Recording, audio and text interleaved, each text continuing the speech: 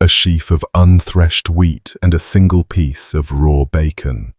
According to a French chronicle written within living memory of the event, that was the only food placed in the cell at Corfe Castle in the summer of 1210, before the door was locked on a noblewoman named Maud de Breos and her grown son William. King John gave the order personally. 11 days later, the door was opened, and both of them were dead. The chronicler describes exactly how they were found, and the description has been sitting in the record ever since, refusing to soften.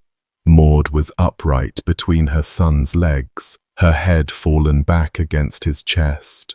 William sat slumped against the wall, and from the state of the bodies he had died first, probably days before she did, meaning she spent her own final days locked in a sealed stone room with the corpse of her child, in total darkness, breathing the air of his decay.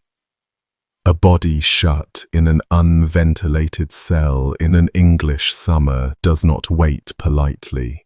Within a day or two it bloats, blackens, and begins to weep, the gases of putrefaction thickening until the room is something you inhale rather than somewhere you sit, and Maud, dying of hunger and thirst, had no corner of that cell far enough away to escape any of it. Then comes the last detail, written flatly with no attempt at decoration. When they lifted her, they found she had eaten the flesh from her dead son's cheeks, and the marks left no other reading.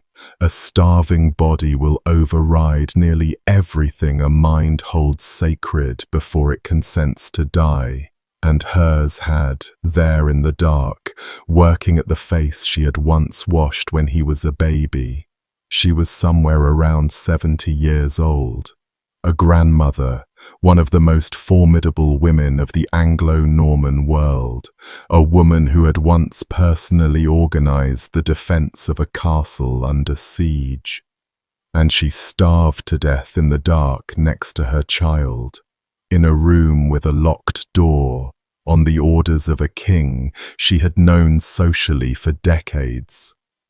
That account comes from the Histoire des Ducs de Normandie, produced in circles close to people who knew the family, and the story travelled.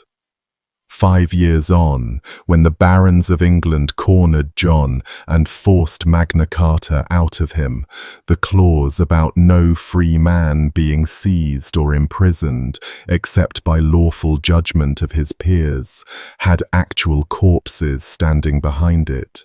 Maud's was one of them. Men who drafted that document had dined with her. Before we go any deeper into this, a quick hello. Welcome in, everyone. Whether you're properly watching or you've got this playing while you drift off, do the dishes, sit through a night shift. Do me a favor and leave a comment saying where in the world you're listening from. I ask every so often, and the answers are half the fun of running this channel, so keep them coming. And a genuine thank you to the Patreon supporters and the YouTube members. You are the reason these long ones keep getting made. All right, back down the stairs. Maud's crime, if you can call it that, was a sentence spoken out loud. Royal officers had come to collect her sons as hostages, standard practice when John doubted a baron's loyalty, and she refused them to their faces. She said, in front of witnesses, that she would not hand her children over to a man who had murdered his own nephew. Every person in that room knew exactly who she meant, and every person at court had spent 7 careful years not saying it. Her husband, one of John's oldest companions, reportedly went pale and tried to talk over her. Too late. The words were out, and John never forgot words like those. The family ran. Ireland first, then a desperate crossing towards Scotland, where Maud and William were captured in Galloway by a local lord who sold them back to the king. Her husband slipped away to France and died there the following year, so ruined and so broken that the exiled Archbishop of Canterbury buried him out of charity in Paris. Maud, negotiating for her life from custody, offered John a ransom of 40,000 marks, a sum that would have strained the treasury of a small kingdom. He accepted the offer, kept the prisoners anyway, and when the money predictably failed to appear in full, the door at Corfe closed. Nobody recorded whether she understood, when it shut, that it would never open for her again.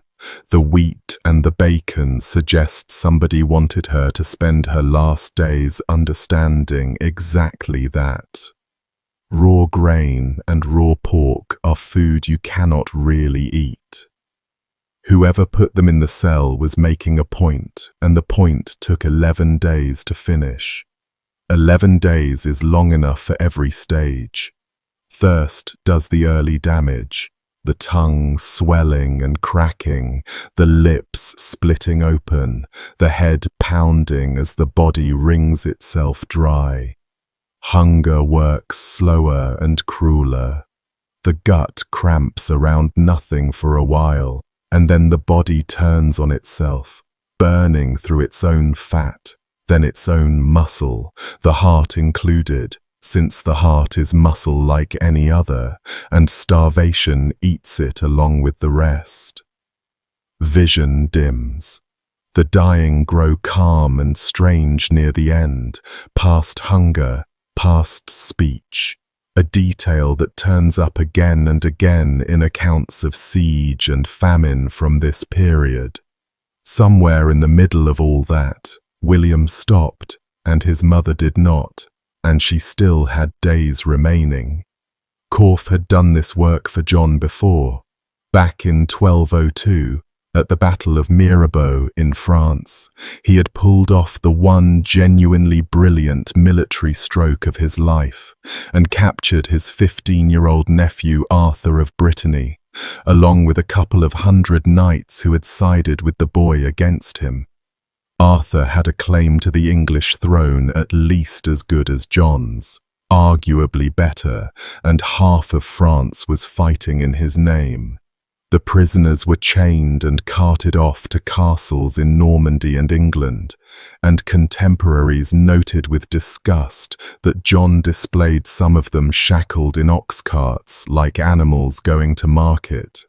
22 of the noblest of them ended up at Corfe, and by the following year, 22 of them were dead. The annals kept at Margam Abbey in Wales say plainly that they were starved.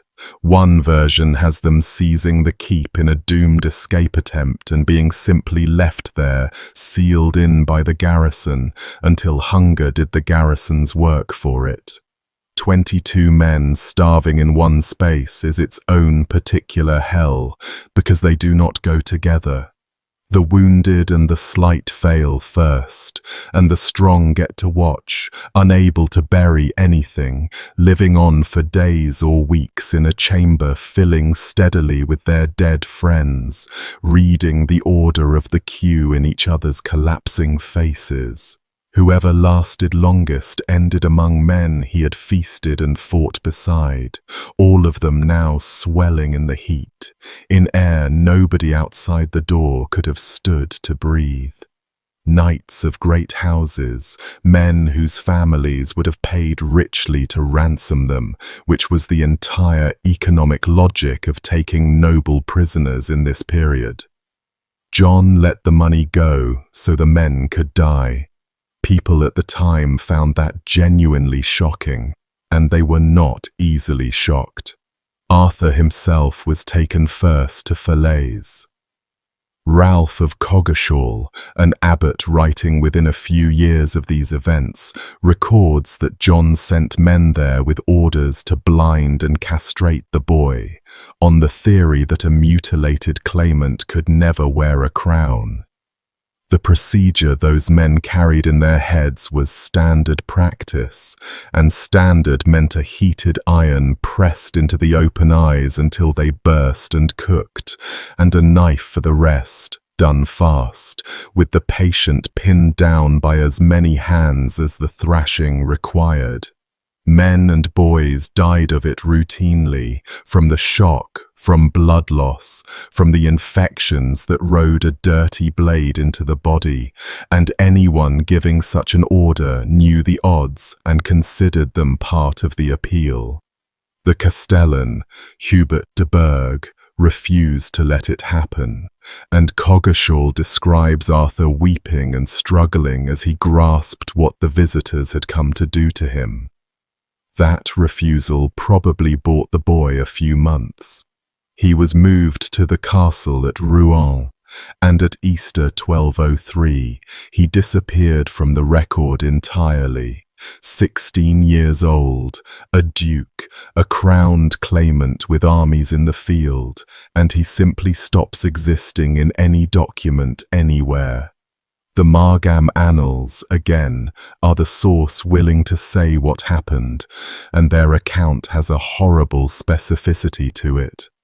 After dinner on the Thursday before Easter, drunk and, in the annalists' words, possessed by the devil, John killed the boy with his own hand, tied a heavy stone to the body, and threw it in the Seine. A fisherman later dragged it up in his net. The corpse was recognized, and monks buried it quietly at a nearby priory, in the annalists' phrase, for fear of the tyrant. You are allowed to wonder how a Welsh abbey came by details that precise, and the answer folds this whole story shut like a trap. Margam's patrons were the Breaus family. William de Breaus, Maud's husband, was at Rouen with the king that Easter, one of the very few men who could have known, which means the woman starved at Corfe with her son in 1210 was almost certainly killed for knowing and repeating the exact story her family's abbey wrote down.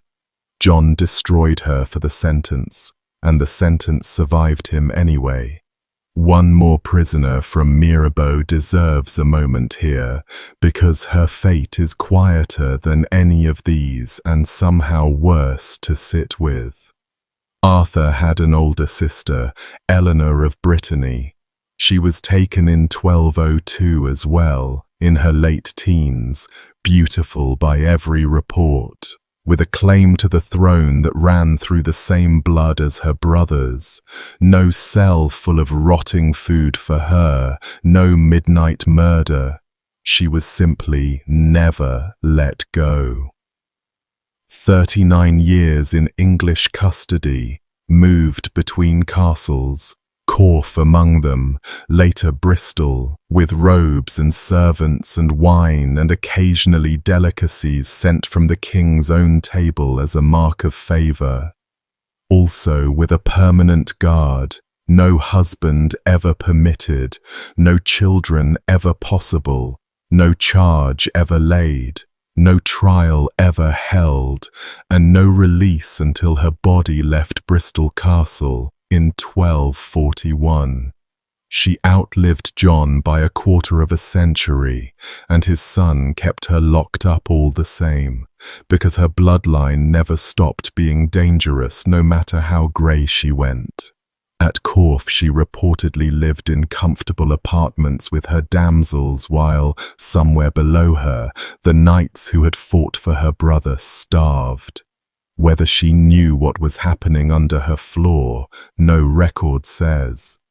The dungeon does not always need darkness and chains. Sometimes it looks like a well-furnished room you will die of old age inside, one slow decade at a time. The rooms themselves deserve a closer look before we go any further. because the spaces these people died in rarely match the picture the word dungeon calls up. The word itself started out meaning almost the opposite of what it means now. Donjon, in medieval French, was the great tower of a castle, the tallest, strongest, best appointed part of the whole complex, where the lord kept his hall and his treasure and his family. Prisoners of value were often held up there precisely because it was secure, and over the centuries the word slid downward, floor by floor, until in English it meant the worst room in the building instead of the best one. Language following the prisoners down the stairs, more or less. Actual medieval castle prisons turn up in odd places when archaeologists go looking.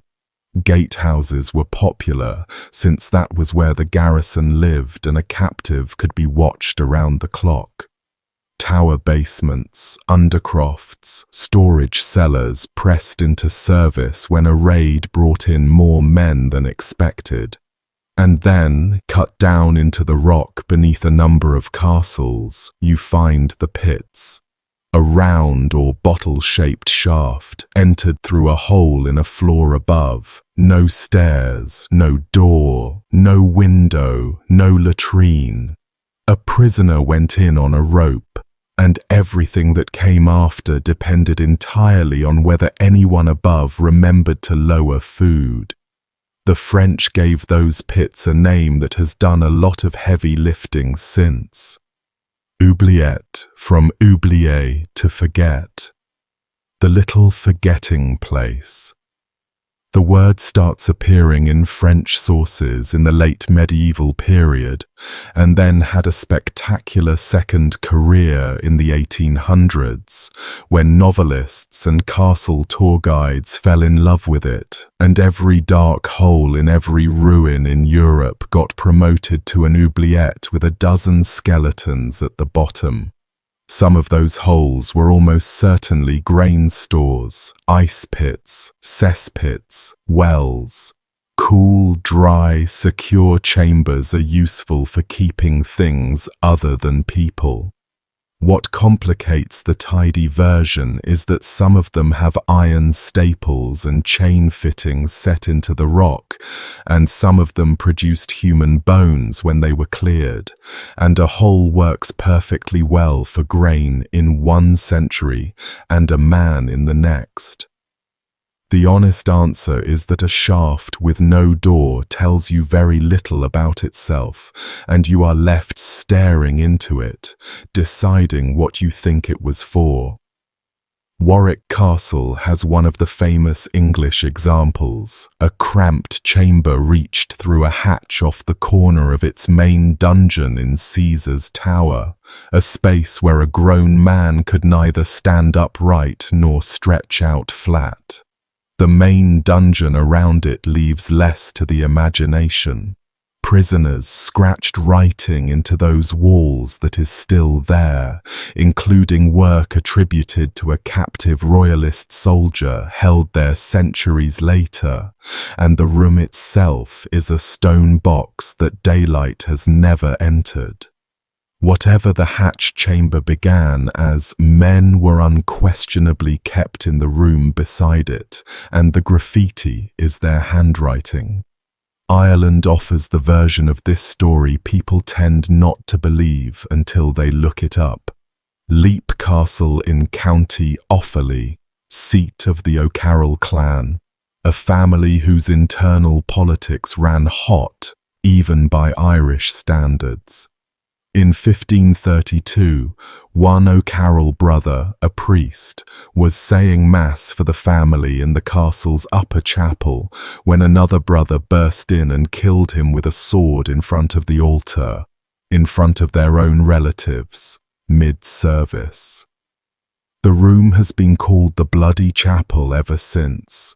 Off one corner of that chapel there is a drop, a narrow shaft falling away into the thickness of the wall, and the account passed down through the castle's later owners says that around 1910, workmen hired to clear it out hauled up cartload after cartload of human bones, 3 full cartloads by the family's telling, along with a pocket watch dating from the 1800s, resting among them.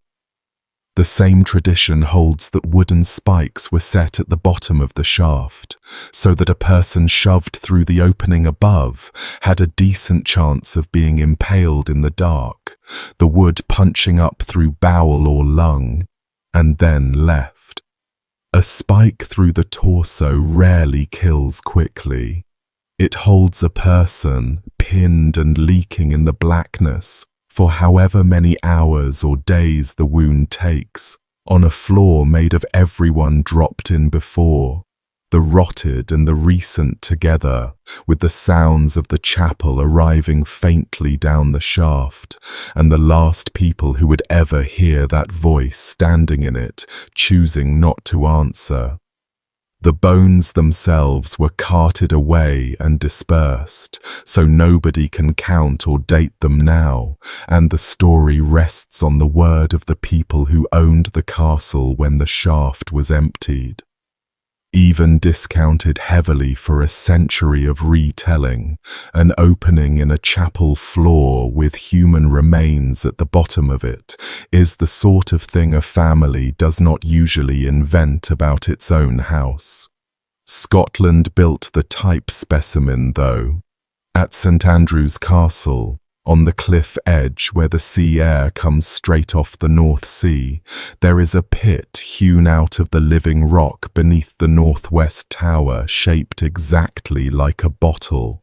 A narrow neck at the top, just wide enough for a body on a rope, opening out below into a chamber roughly 7 meters down and several meters across at the floor. Solid stone on every side. No light has ever reached the bottom of it. Not once. Not for a moment in all the centuries it has existed. Prisoners were lowered through the neck and the rope was drawn back up, and that was the entire mechanism of the place. No bars to test, no door to work at, no guard to bribe, because the architecture itself was the jailer. It was also the latrine, the bed and the dining room, since everything a prisoner's body produced stayed at the bottom of the bottle with him, and everything he ate came down on the same rope through the same hole, into a chamber whose floor grew fouler by the week and whose air had nowhere to go. Cold rock pulls heat out of a living body day and night without ever stopping, so men down there shivered themselves gaunt in their own filth, joints seizing, skin ulcerating wherever it pressed the stone, minds softening at the edges from blackness, silence, and the daily question of whether the rope would come down at all. Men held down there could hear the sea. That may have been the worst feature of the whole design, an open horizon roaring away a few meters of rock above your head, close enough to listen to for the rest of your life. The bottle dungeon earned its darkest chapter in 1546.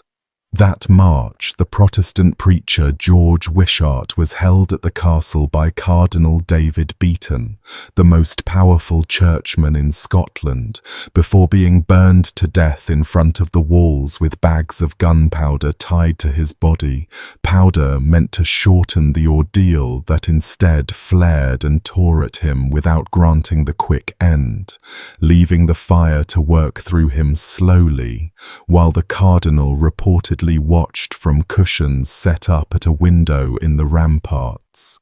2 months later, a band of Fife lairds got inside the castle disguised as stonemasons and murdered Beaton in his own chamber, stabbing him repeatedly while, by one account, he cried out that he was a priest. They hung his corpse from the castle wall by an arm and a leg.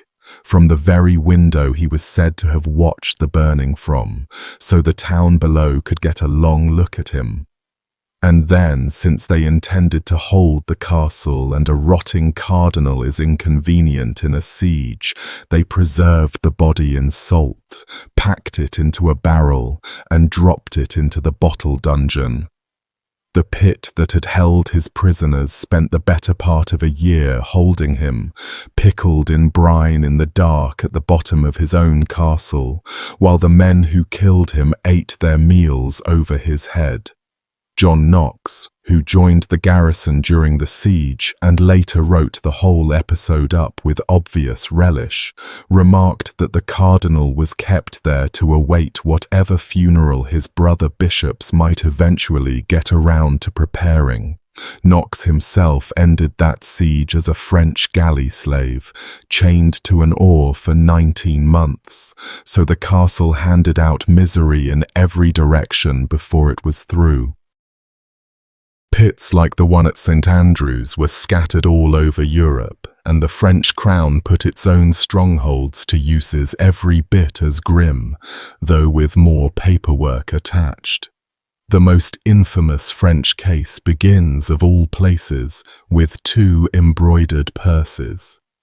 In 1314, Isabella, Queen of England and daughter of the French King Philip the Fair, noticed something during a family visit. Purses she had given as gifts to her sisters-in-law, the wives of her brothers, were hanging from the belts of 2 young Norman knights at court, the brothers Gautier and Philippe d'Aunay. She told her father. Philip put the knights under quiet watch, and what the watch turned up detonated the French royal family.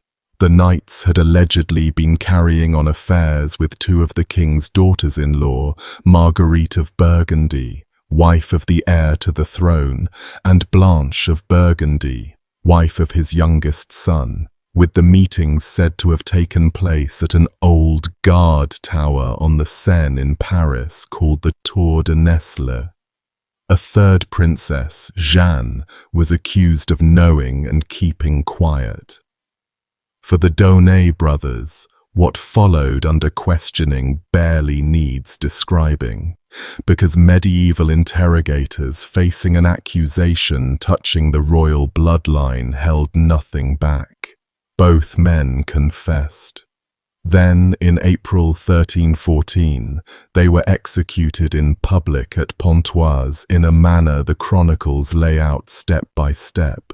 They were flayed alive, the skin cut and peeled from living muscle a strip at a time before the crowd, the executioners working without hurry because the sentence required thoroughness.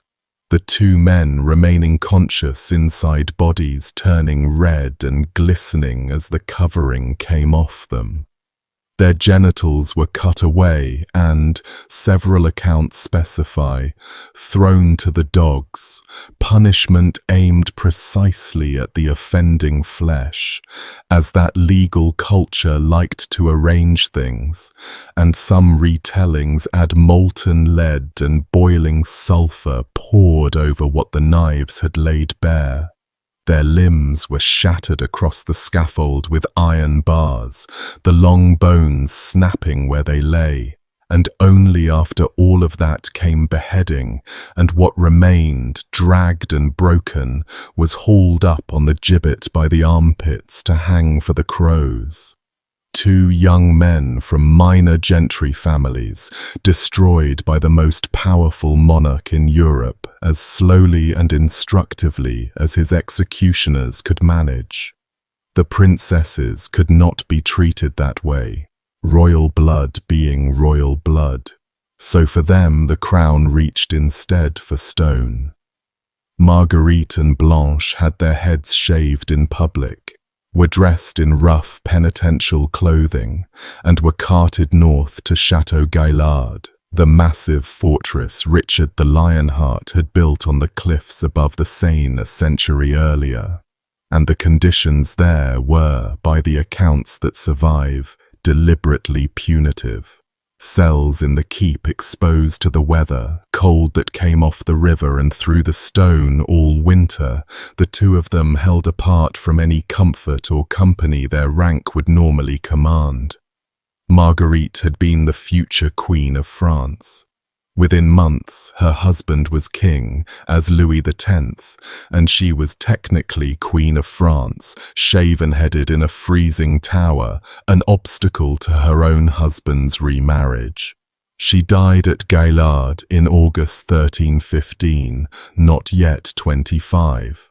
The timing was exquisitely convenient since Louis was married again within days of the news. And while some sources attribute her death to the cold and privation of the winter she had just endured, others passed along the word that circulated almost immediately, that she had been strangled in her cell to clear the way.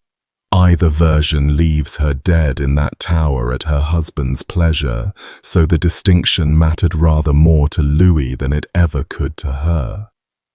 Blanche's story is somehow bleaker for having no ending at all for so long. She stayed at Gaillard for years, through her father-in-law's death, through Marguerite's death a few walls away, through the entire reign and death of Louis X.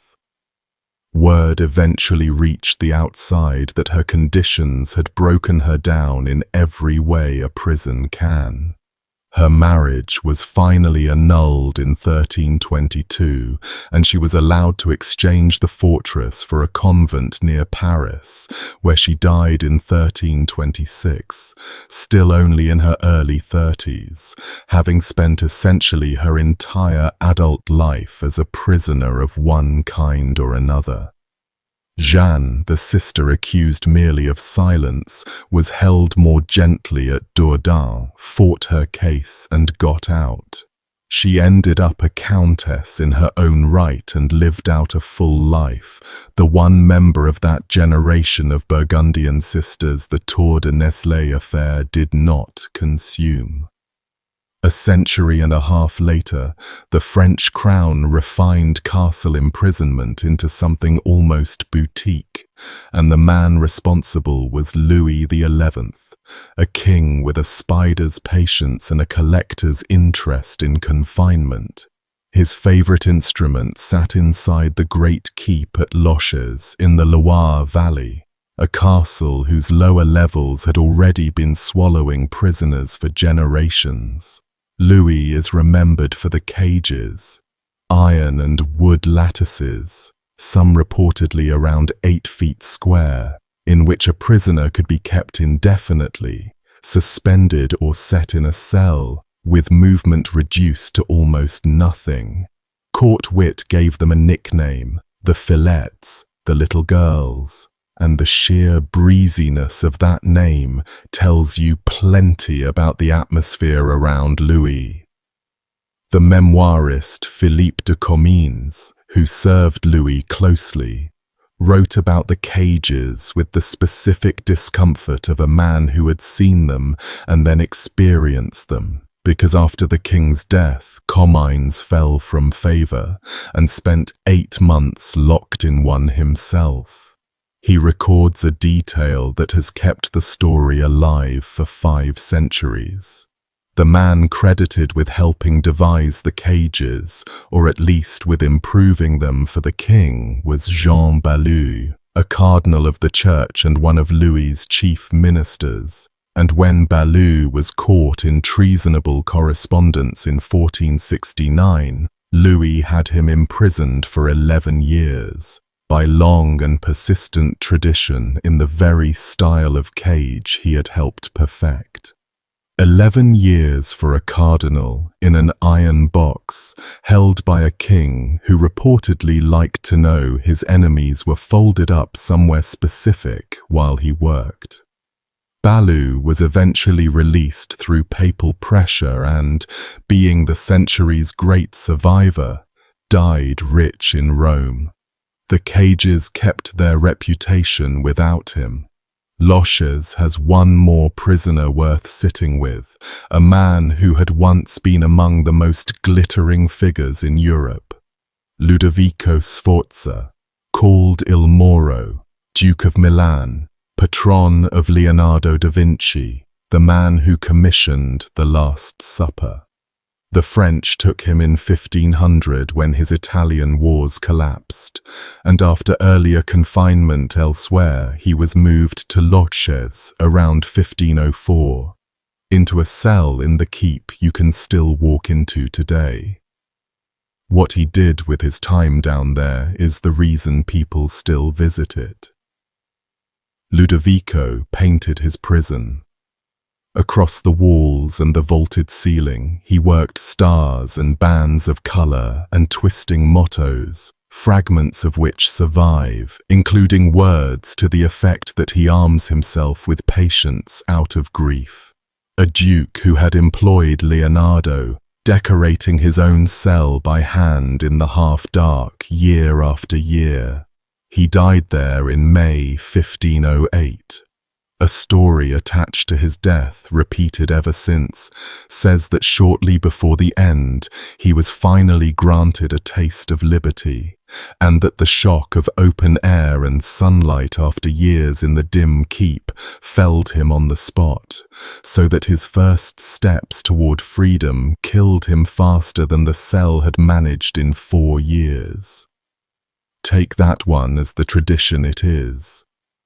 The painted ceiling, though, is simply there, still over the cell, the last commission of a great patron with an audience of no one. Further north on its tidal island, Mont Saint-Michel ran a version of the same machinery inside a monastery. The abbey had monastic cells, and then, under the later French kings, a notorious apparatus of state imprisonment, including its own famous iron and timber cage in which a prisoner could stand, crouch, and go slowly out of his mind while pilgrims climbed to mass overhead. The cage's best documented victims belong to the centuries just after our period, including a Dutch journalist who criticized Louis XIV and spent years in it before dying inside. But the machinery he died in belonged to the medieval building and the medieval logic, an island fortress from which the sea itself cut off escape twice a day. The cage was finally broken up in 1777, having outlasted almost everyone who was ever put in it. South of the Alps, one tower in Pisa holds what is probably the most famous starvation in all of medieval history, and it comes with a poem, a locked door, and a set of keys at the bottom of a river. Count Ugolino della Gherardesca was one of the great men of Pisa in the 1280s, a naval commander and political operator who had clawed his way to control of the city through a decade of alliances that shifted whenever the wind did. He had commanded a wing of the Pisan fleet at the catastrophic Battle of Meloria against Genoa, where thousands of Pisan men were killed or captured, and his enemies never stopped whispering that his squadron had left the fight too early. Afterward, he ceded several Pisan fortresses to neighboring cities, buying peace or committing treason, depending entirely on which family you asked. For a while, he ruled Pisa alongside the city's archbishop, Ruggieri degli Ubaldini, and then, in the summer of 1288, Ruggieri turned on him. A mob was raised. Ugolino's household was attacked. One of his illegitimate sons and a grandson were killed in the fighting, and the count was seized along with 4 members of his family. 2 sons, Gaddo and Uguccione. 2 grandsons, Nino, nicknamed Brigata, and Anselmuccio. And the diminutive on that last name is doing painful work, because Anselmuccio was a boy of about 15. The 5 of them were locked in the Torre della Muda, a tower in the middle of Pisa that belonged to the Gualandi family and normally housed the city's eagles during molting season. Muda means the mew, the molting cage, a bird cage in plain terms, and Pisa put a family in it. They stayed there through the autumn, through the winter, month after month, presumably fed just enough, presumably assuming that ransom or politics would eventually turn the lock the other way, because that was how these things usually ended for men of Ugolino's rank. In March of 1289, on the Archbishop's orders, the door of the tower was nailed shut and the keys were thrown into the Arno. Contemporary chronicles record that detail specifically, the keys going into the river, because the gesture said everything the sentence needed to say. No food from that hour, and no water, since food and water came through the same door. The city went about its business around the base of the tower for the following days, while 5 people died inside it by inches, and anyone passing within earshot that first week could presumably hear exactly what that sounds like. The crying of the 2 boys, the begging at the walls, then weaker sounds, then intervals of silence stretching until the silence was all that remained. The young tend to go before the old in these situations, their bodies burning hotter and carrying less reserve, so the Count very plausibly did exactly what Dante has him do, and outlived every child in that room, going blind with hunger among the bodies as, one by one, they cooled. When the tower was finally opened, the bodies were carried out together and buried, and Pisans started calling the building the Torre della Fame, the Tower of Hunger. It is still standing, tucked behind a wall off the Piazza dei Cavalieri, and people walk past it every day holding gelato. The reason the whole world knows this story is that Dante put it in the Inferno, in the 33rd canto, and produced possibly the most disturbing passage he ever wrote. Down in the frozen lake at the bottom of hell, the pilgrim finds 2 sinners locked together in the ice, one gnawing eternally on the skull of the other, and the gnawing one lifts his mouth, wipes it on the hair of the head he has been eating, and introduces himself as Count Ugolino. The skull belongs to Archbishop Ruggieri. Ugolino then tells the story of the tower from the inside, and Dante, writing within living memory, with sources in Pisa, fills it with details that stick under the skin. The Count dreaming in the tower of wolves and their cubs being hunted down with lean, eager hounds, waking to hear his children crying in their sleep for bread. The moment the family hears from below the sound of the tower door being nailed shut, and Ugolino looking into the faces of his sons without being able to speak. He describes biting both his hands out of grief, and the children, misreading it as hunger, offering him their own flesh, saying he had dressed them in this wretched flesh in the first place, so let him strip it from them. One by one, over the following days, he watches all 4 die, calling out to him. Blind by the end, he crawls over their bodies for 2 days, calling their names to corpses.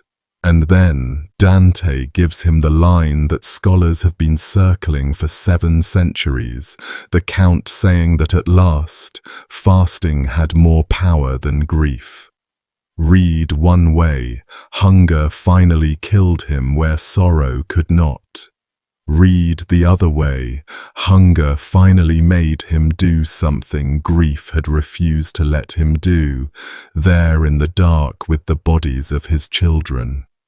Dante leaves both meanings live on the page, on purpose, and every generation gets to decide which one it can stand. 700 years later, the story got a coda in a laboratory.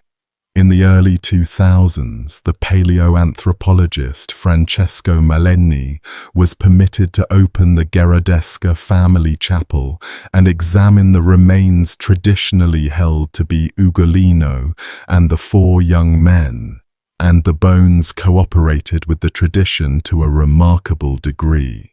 5 skeletons, an elderly man and 4 younger ones, with DNA results consistent with membership in the family line. Analysis of the eldest skeleton's bone chemistry indicated an almost total absence of food in the final months of life, and the old man's skull retained almost no usable teeth, a detail the researchers pointed out with some care, since a toothless man in his 70s would have struggled to eat much of anything, whatever the poem implies about those last days in the tower. Other scholars have since raised questions about whether the burials really are the men from the Muda at all, given how many times the remains were moved over the centuries. So the tower keeps its ambiguity even under a microscope, and the one thing every source, poetic, chronicle, and skeletal, agrees on is the hunger.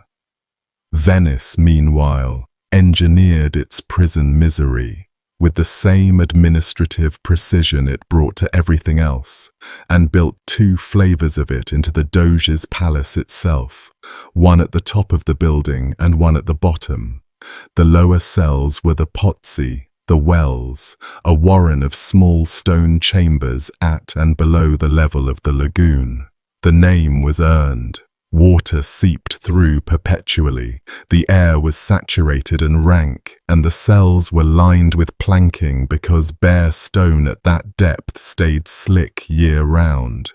Prisoners got a wooden shelf to keep themselves off the wet floor, a slot for food, and darkness broken only by whatever lamplight leaked in from the corridor, and the rest of the cell's population was rats, drawn by the food slots and entirely at home in the seep, bold enough in the dark that men learned to sleep with their hands tucked beneath their bodies. Sores opened where damp skin met damp plank and never dried long enough to close, lungs filled with the lagoon's rot winter after winter, and a sentence of years in the pozzi frequently finished itself early. Men in the pozzi lived essentially inside the lagoon, in its smell and its damp and its winter cold, with the actual city, one of the richest on earth, holding festivals a few meters over their heads. Furnace heat through the summer, aching cold through the winter, and enough slow misery in between that the Piombi became a byword across Europe. Casanova, held there in the 1750s on charges that amounted to being Casanova, managed the famous escape through the roof, and his memoir of the cells, the heat, the rats, and the despairing company gives the flavor of an apparatus that had been operating in much the same spirit for 300 years by the time he sampled it. The Bridge of Sighs, the enclosed white bridge every tourist photographs, came later, built around 1600, to walk prisoners from the interrogation rooms to the newer prison across the canal, and the story goes that its little stone windows offered a man his final sliver of the lagoon before the cells took him. Venice, characteristically, made even that moment beautiful and then priced tours for it. England, for its part, developed a national specialty during these same centuries, the deposed king who goes into a castle alive and comes out as an announcement. 4 times in under 200 years, An anointed English monarch, or the next thing to one, died behind walls in circumstances his keepers controlled entirely, and each case left a trail of competing accounts that historians are still picking through. Follow those trails closely, because what the chronicles say, and when they start saying it, is a story in itself. Edward II came first. Deposed in January 1327 in favor of his 14-year-old son, with the real power held by his estranged queen Isabella, the same Isabella who had noticed those purses in Paris years before, and her ally Roger Mortimer. The former king was moved to Berkeley Castle in Gloucestershire that spring, and almost immediately there were rescue attempts, one of which briefly sprang him before he was recaptured. A deposed king who keeps attracting rescue parties is a problem with exactly one permanent solution, and everyone involved understood that. The chronicler Geoffrey Le Baker, writing a generation later, describes the softening up that allegedly preceded the end. The king held in a chamber above a pit, into which the rotting carcasses of animals were thrown, so that the stench rising through the floor would sicken him and, with luck, kill him off in a way no one could be blamed for. Rotting carcasses in a confined shaft brew a genuinely poisonous atmosphere, the reek of putrefying meat, and the gases of decay dense enough to bring on retching, blinding headaches and fouled lungs. And the plan was for the deposed King of England to breathe that soup night and day until it finished him. Murder by smell, deniable to the last. Baker says Edward's constitution defeated the plan, that he was simply too strong to die of foul air, and that his keepers eventually stopped waiting on the smell. On the 21st of September 1327, Berkeley Castle announced that Edward of Caernarfon had died. Of what exactly depends on when your source was written, and watching the story grow across the chronicles is a genuinely strange experience.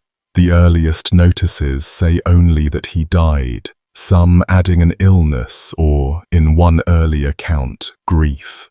Within a few years, the chronicler Adam Muirmouth, who was well connected in exactly the right circles, wrote that it was commonly said the king had been suffocated. And then the later 14th century accounts, the longer Brut Chronicle and above all Geoffrey Le Baker, supply the version everybody has heard, laid out with hideous mechanical detail.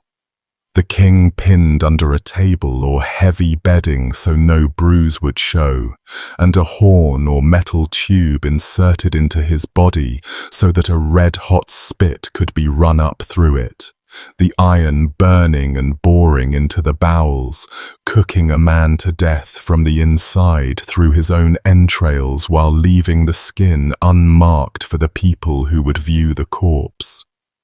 Death by that method takes exactly as long as the internal burning and rupturing take, and not a moment less. Baker adds that the screams woke people beyond the castle walls, villagers in Berkeley hearing the sound and knowing, and praying for the soul of the man making it. Whether that account preserves something true, embroiders a suffocation into poetic punishment, or was shaped to echo the sodomy allegations Edward's enemies had spent years circulating, the sources will not settle for us. What sits alongside all of it is a letter that surfaced in an archive centuries later, from an Italian priest named Manuele Fieschi, to Edward's own son, calmly informing the young king that his father had never died at Berkeley at all, that a porter had been killed in his place, and that Edward had escaped and ended his days as a hermit in Italy. The letter exists. Its author was a real and well-placed papal official, and what to make of it has been argued over ever since. A body was displayed, embalmed, at a public funeral in Gloucester, and Mortimer, the man with custody of the whole affair, was himself hanged 3 years later, with the killing of the old king among the charges read against him. Beyond that, the door at Berkeley stays shut. 70 years on, Edward's great-grandson, Richard II, ran the same machinery from the other side before it turned on him, and the symmetry is almost too neat to be comfortable. In 1397, Richard had his uncle Thomas of Woodstock, Duke of Gloucester, arrested and shipped to Calais, where the Duke died in custody before he could ever face the Parliament summoned to try him. Convenient deaths in custody attract confessions eventually, and this one did. A valet named John Hall later testified that he had been forced to stand guard while a group of men smothered the Duke under a feather bed in a back room of a Calais inn, pressing the mattress down onto the king's own uncle until he stopped moving. Hall was condemned for his part in it, and 2 years after that testimony was extracted, Richard himself was deposed by his cousin Henry Bolingbroke and sent north to Pontefract Castle in Yorkshire, into precisely the situation his uncle had not survived. By February 1400, Richard was dead there at 33.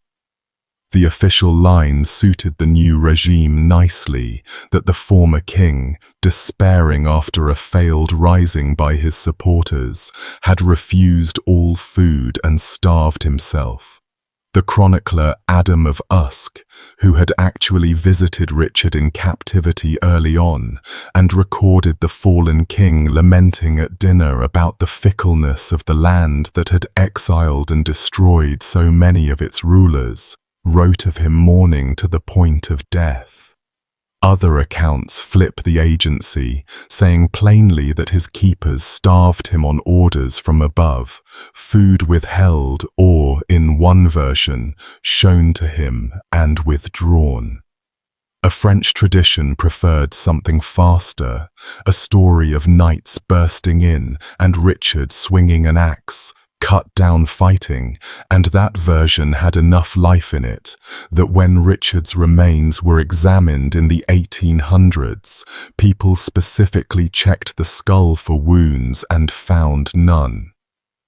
Whichever way it happened, hunger by choice, hunger by policy, or something quicker, the new king needed the body seen, so the corpse was carried south and displayed in London with the face bared from brow to chin, thousands filing past to confirm that the anointed King of England was, in fact, meat.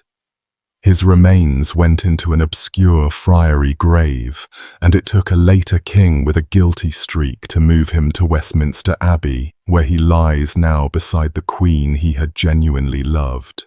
Pontefract itself became a byword after that.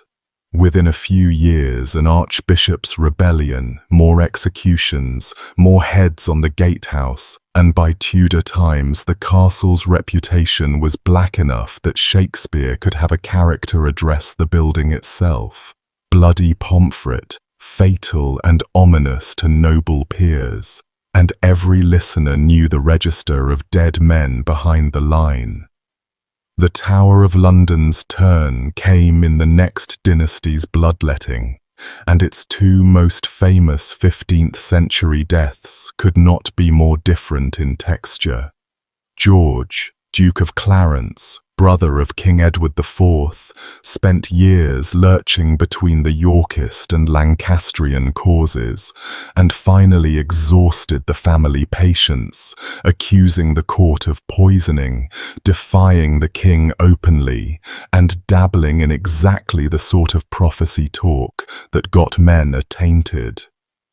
He was tried for treason with the king personally prosecuting his own brother, condemned, and then, in February 1478, executed privately inside the tower. No block, no crowd, no record of the method from anyone actually in the room. Almost immediately, though, one story crowded out every other, reported by the Italian visitor Dominic Mancini and repeated across the sources, that Clarence had been drowned in a butt of malmsey, head first into a barrel of sweet Greek wine. Whether the wine was the method, a mocking cover story, or a joke about the Duke's drinking that hardened into fact, his own family seems to have adopted it. His daughter Margaret wore a little barrel charm on her wrist for the rest of her life. That daughter, incidentally, ended her own life decades later on Tower Green under a blundering novice headsman who reportedly needed many strokes, so the family's relationship with that fortress never did improve. And then the tower swallowed 2 children and produced the most haunting disappearance in English history. In the spring of 1483, the 12-year-old King Edward V and his 9-year-old brother Richard were lodged in the tower ahead of the coronation, while their uncle, the Duke of Gloucester, secured the government. The coronation kept sliding.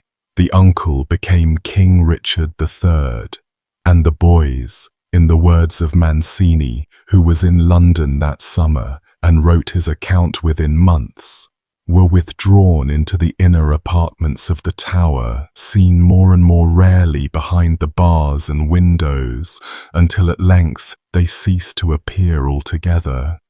Mancini adds that the boys' physician, the last of their attendants allowed in, reported the young king confessing his sins daily like one preparing for death, because he believed death was coming for him. After the summer of 1483, no one ever reliably saw either child again.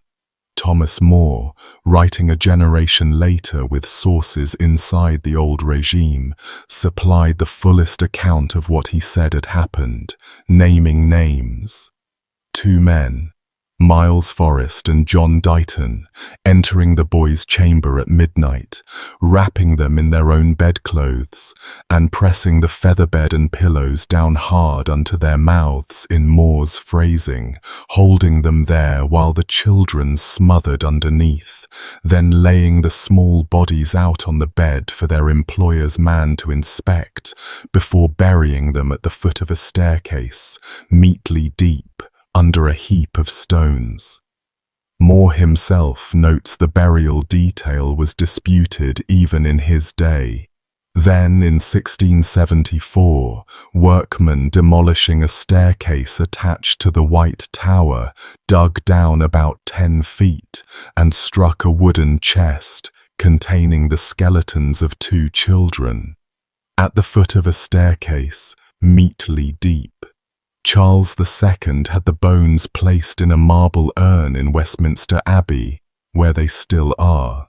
They were examined once in 1933, and the examiners judged the ages consistent with the prince's in 1483, though the methods of that examination have been criticized ever since, and no one has been permitted to test the remains with modern techniques.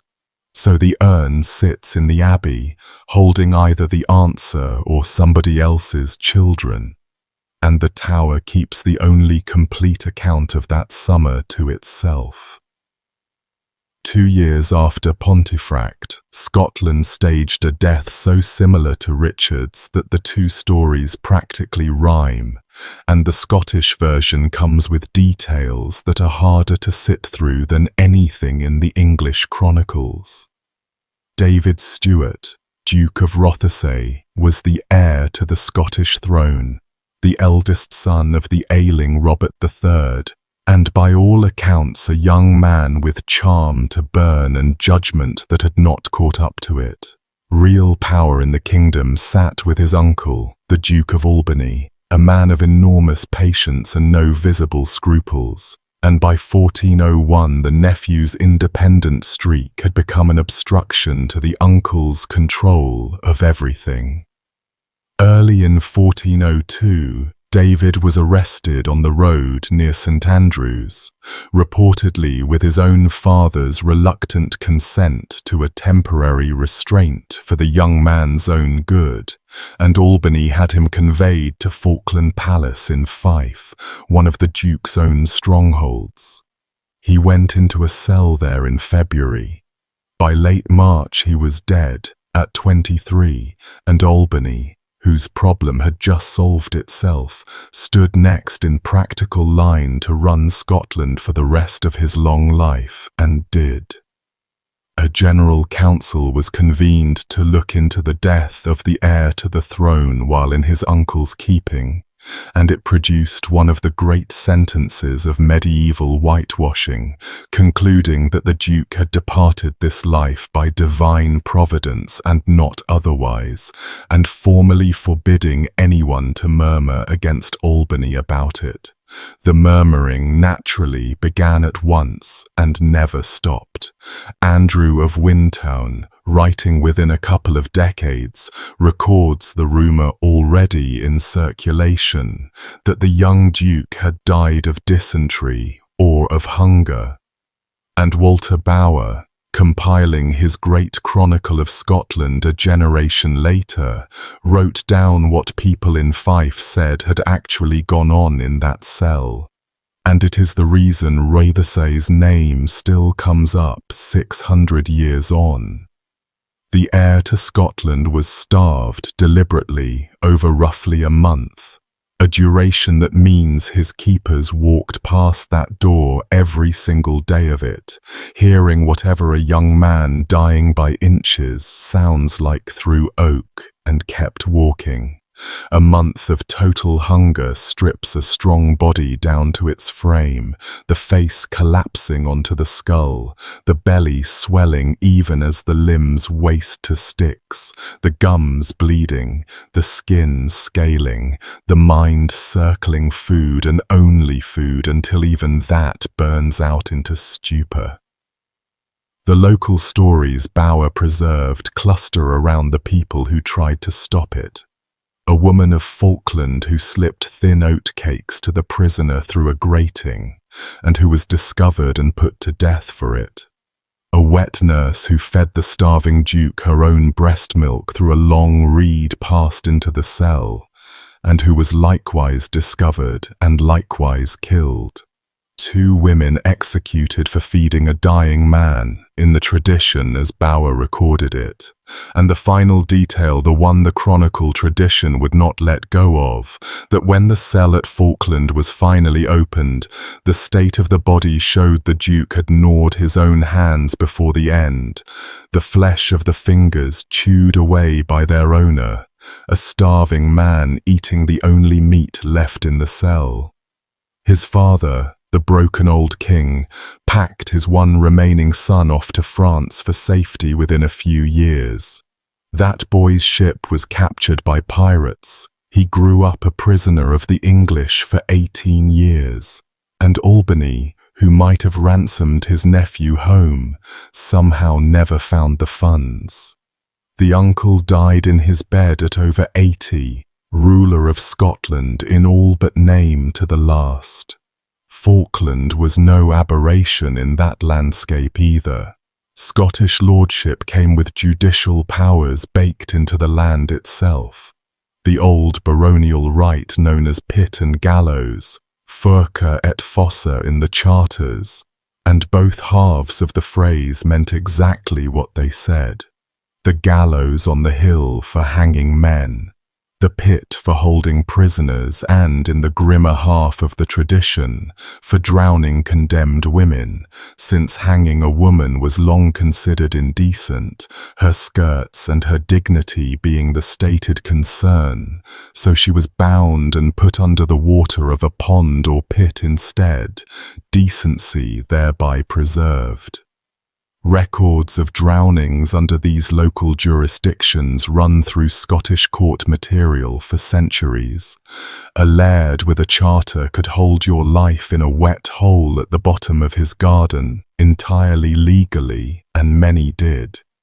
Alexander Stewart, Rothesay's other uncle, the one history remembers as the Wolf of Badenoch, ran his Highland lordship from Lochindorb Castle, a fortress filling an entire island in a loch in the north, with the water itself for a curtain wall, and tradition places his prison in the deepest part of it.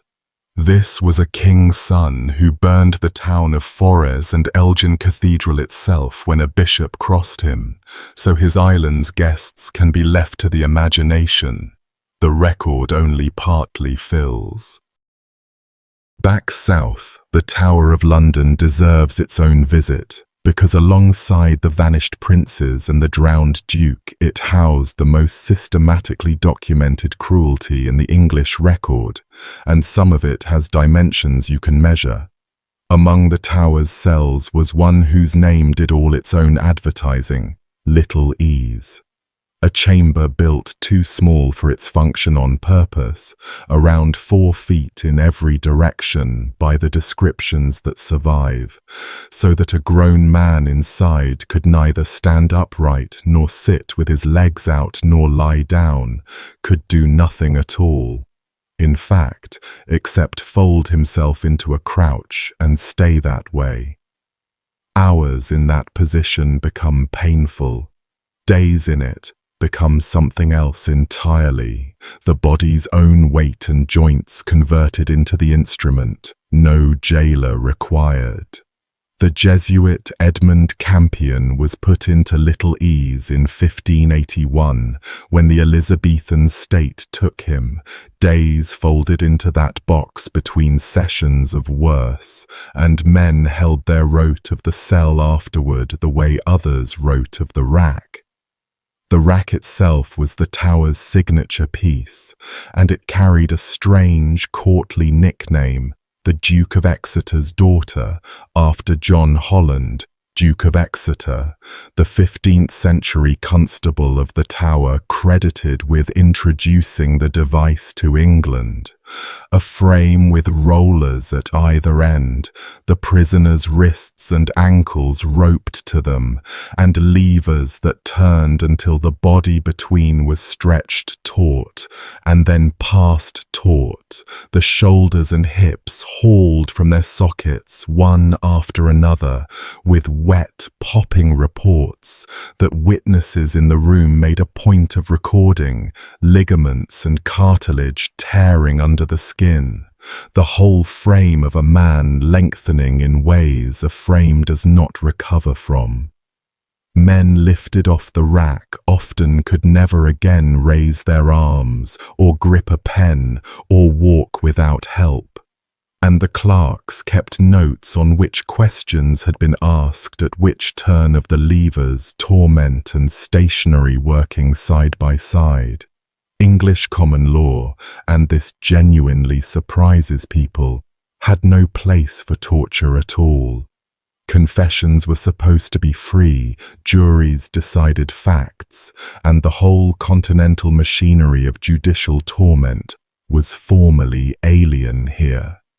So English torture lived in a legal shadow, applied by special warrant of the Crown or Council, case by case. And because bureaucracies write things down, dozens of those warrants survive with names and dates on them, the paperwork of the exception becoming its own damning archive.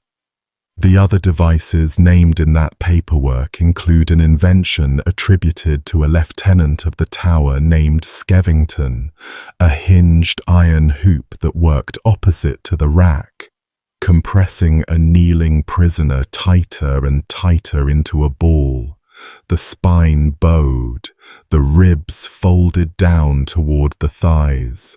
The chest allowed less and less room to draw any breath at all, until, in the accounts, Blood was forced out through the nose and ears, and in some tellings from the fingertips, the body squeezed like fruit in a press until it leaked.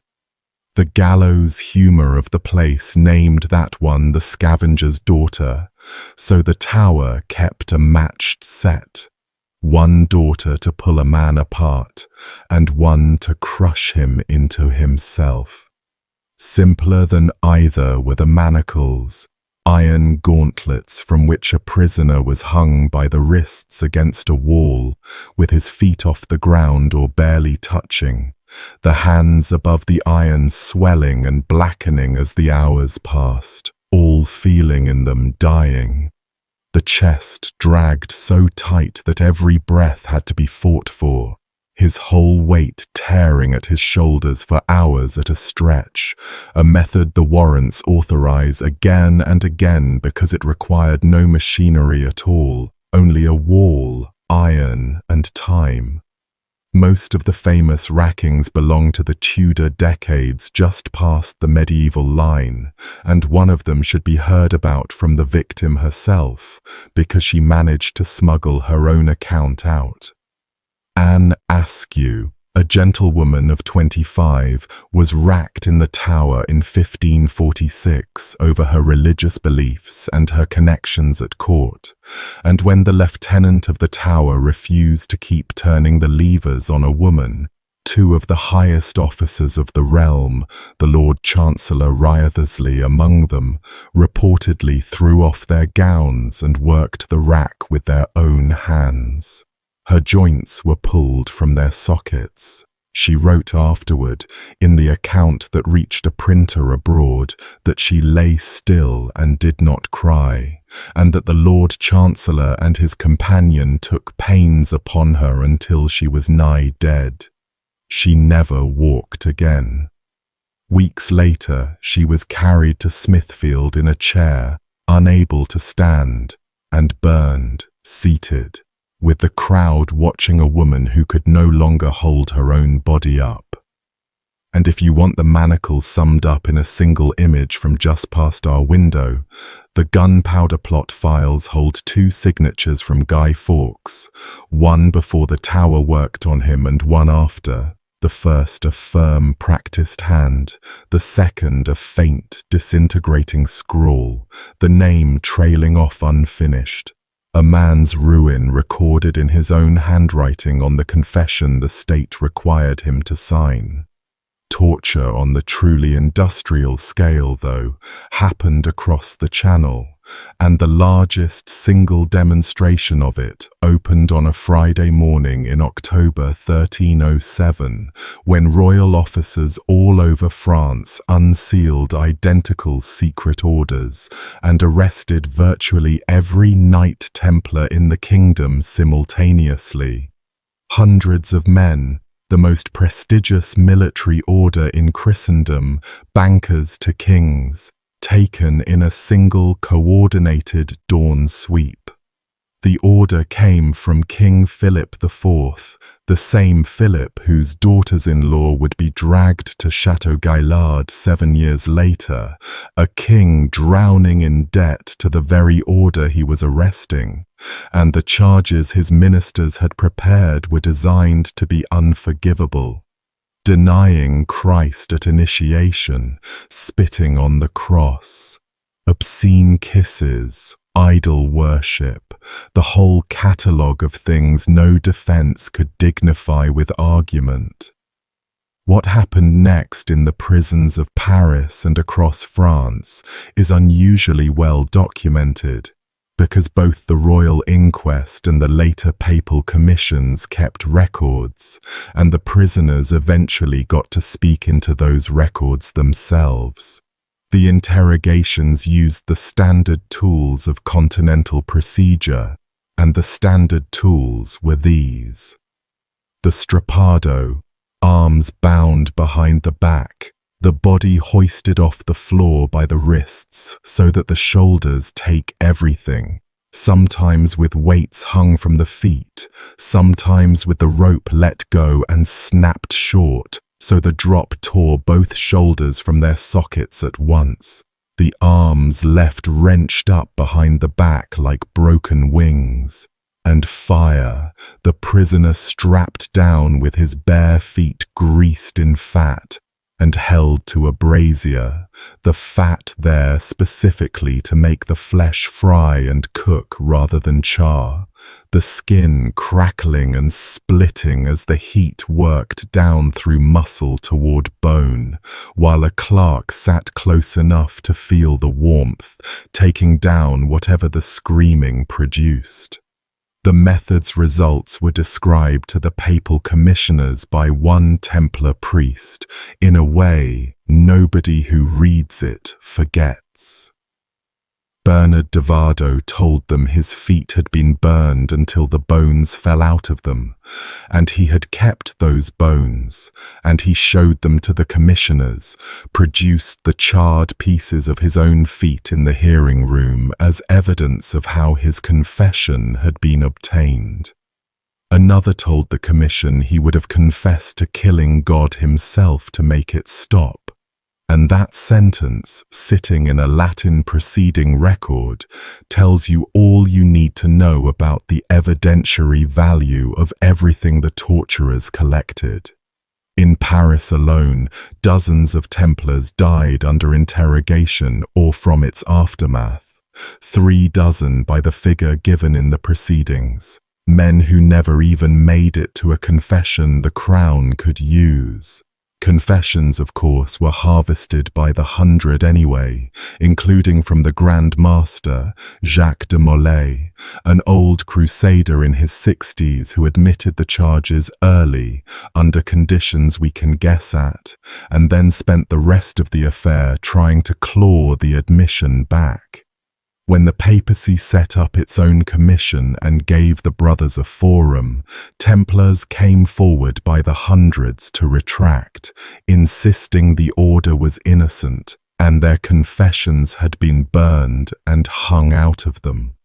The Crown's answer to that legal counterattack was delivered in May 1310, when the Archbishop of Sens, brother of the king's chief minister, ruled that any Templar who retracted a confession had thereby relapsed into heresy, and relapsed heretics burn.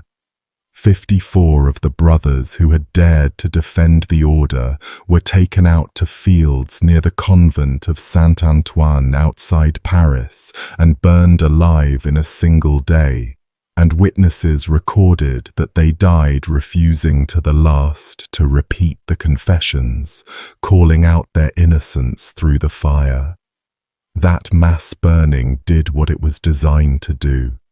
The defense of the order collapsed because every man still in custody now understood the price of taking his confession back.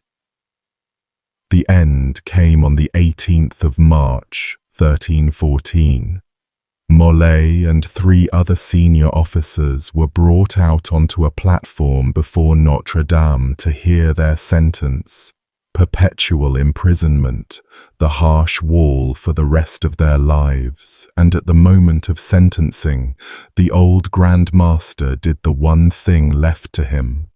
In front of the crowd, he recanted everything, loudly, declaring the order pure and holy, and his confession a lie extracted by torture. And the preceptor of Normandy, Geoffroy de Charny, stood and did the same. Relapsed, then, by the crown's own rulebook. Philip did not wait for the church. That same evening, the 2 old men were rowed out to a small island in the Seine, the Île aux Juifs, in sight of the royal palace, and burned over a slow fire, a detail the accounts specify. The fire built small and fed carefully so the flames stayed low, taking the feet and the legs first, roasting the 2 old men upward by degrees, granting them the longest possible acquaintance with what was happening before smoke or shock finally closed it out. Tradition, picked up by chroniclers soon after, has Mole asking to be turned to face the cathedral and calling his persecutors to answer before God within the year. And the chroniclers passed that story along with grim satisfaction, because within the year both the Pope and the King were dead, Clement within a month, Philip by the end of it. Take the summons as the legend it likely is. The slow fire on the island needed no embellishment, and neither did the 7 years of prison and rope and flame that led to it. As a coda, a document turned up in the Vatican's archives in 2001, the record of a papal delegation at Chinon in 1308 that had heard the Templar leaders, absolved them of heresy and restored them to the sacraments, an absolution that then sat filed away, doing nothing, while the men it covered went to the fire. The church that judged the Templars ran an entire prison system of its own, and its vocabulary for confinement is some of the coldest language the Middle Ages produced. Inquisitorial sentences distinguished between the murus largus, the wide wall, ordinary imprisonment where a penitent heretic might move about within the prison, receive visits, live out a sentence, and the murus strictus, the narrow wall, chains, a solitary cell, and a diet. The sentencing formulas named with liturgical precision as the bread of sorrow and the water of tribulation for life.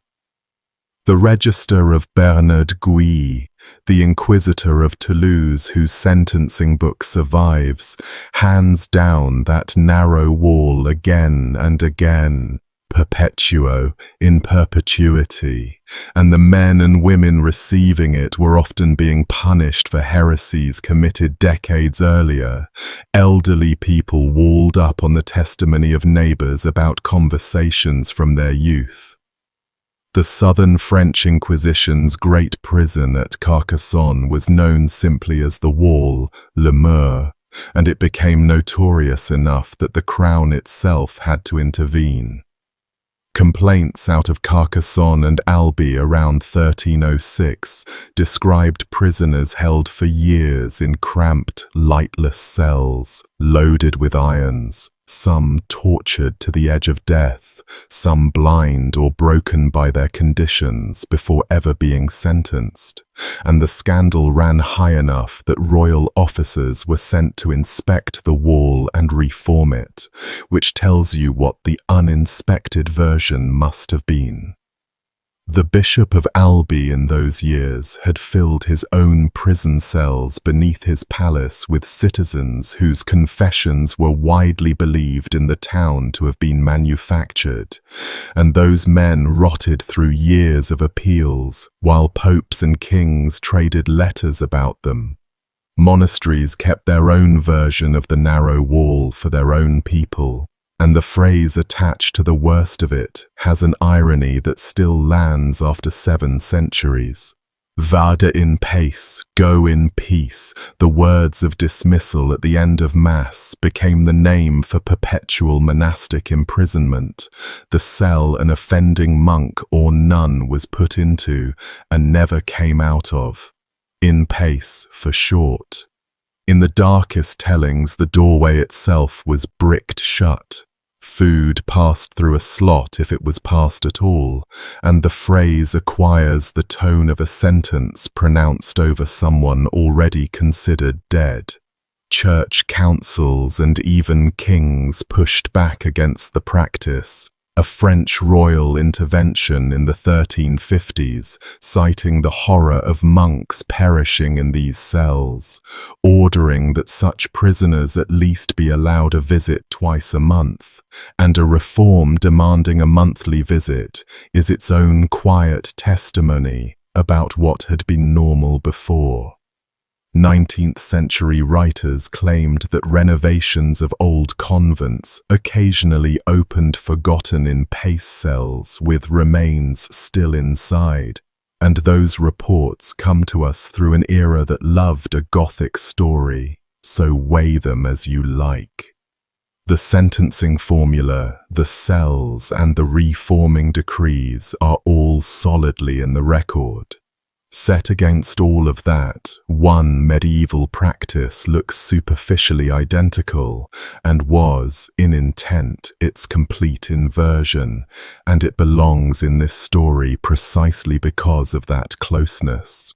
All over Europe, men and especially women volunteered to be enclosed for life. Anchorites and anchoresses, holy recluses, were sealed into small cells built against the walls of parish churches, and the rite that put them there was, in some uses, drawn from the office of the dead. The bishop reciting over a living person the liturgy of burial, sometimes with a scattering of earth, before the door was closed up. Dead to the world, in the plain meaning of the phrase. The cell, an anchor hold, might be a room of a few paces, with a squint cut through the church wall, so the recluse could see the altar and receive the sacrament, and a window to the outside for food and counsel, because anchoresses became fixtures of their towns, dispensing advice through the gap for decades. Julian of Norwich wrote one of the masterpieces of English theology from inside one. She chose it, and that choice, freely made and locally celebrated, existed in the same world where the identical architecture, minus the choice, was the harshest punishment the church could inflict on its own. The same few feet of stone, and everything depending on which side of the wall the decision was made. Everything covered so far has involved the famous kings and cardinals and counts, people whose deaths generated chronicles. Now spare some time for the anonymous thousands, because the ordinary town jail of medieval England killed more people than every castle in this video combined, and it did the killing through a mechanism so mundane it barely sounds sinister at first. Money. A medieval English jail was, functionally, a private business.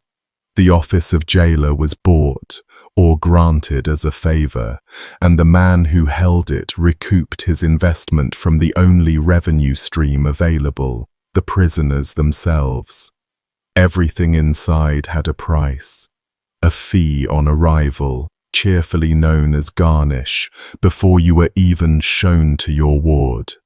A fee for a bed, a fee for bedding on the bed, a fee for a candle, a fee for food beyond whatever scraps charity provided, and, most notorious of all, fees attached to the irons.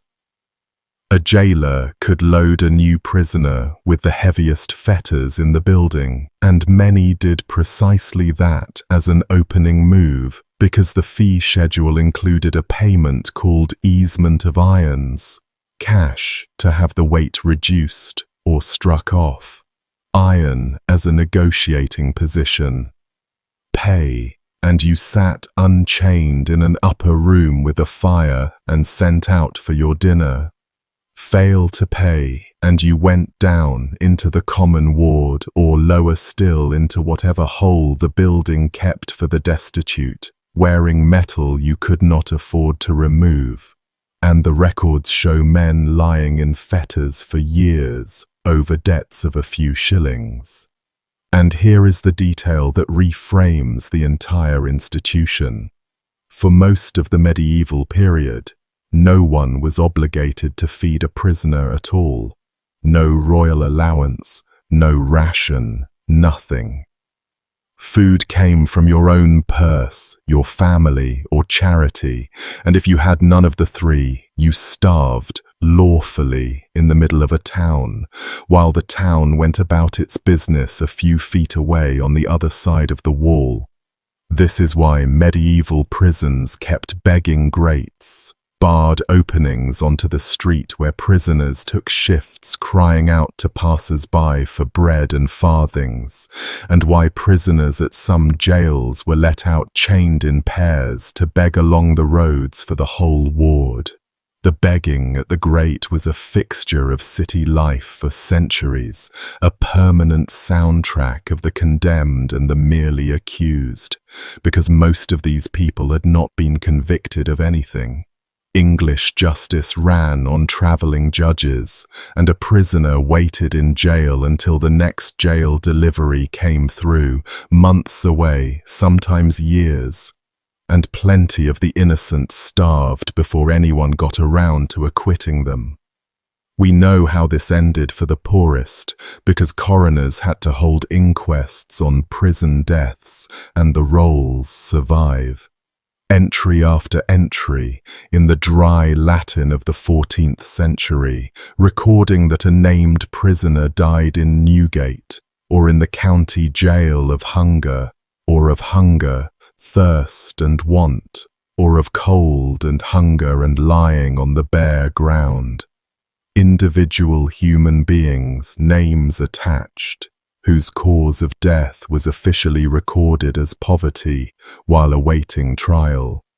Medieval Londoners understood this perfectly well, and their wills prove it, because leaving money for the relief of poor prisoners in Newgate and Ludgate was among the most common charitable bequests a citizen could make, right alongside repairing roads and marrying off poor maidens.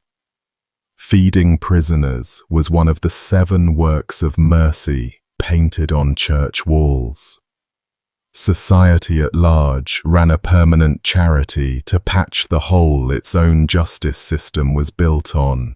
And even so, the coroners kept writing defame of hunger year after year. Newgate itself, London's great criminal jail from the 12th century onward, concentrated everything wrong with the system into one address. Chronically overcrowded, notoriously corrupt, with sworn city inquiries into jailers who extorted, starved and tortured their charges, and conditions in the lower wards that contemporaries described as an underworld with a smell that reached the street. The mayor, Richard Whittington, the real man behind the pantomime Dick Whittington, was so appalled by it that his executors spent his fortune rebuilding the jail entirely in the 1420s, and Londoners called the new building the Whit for centuries.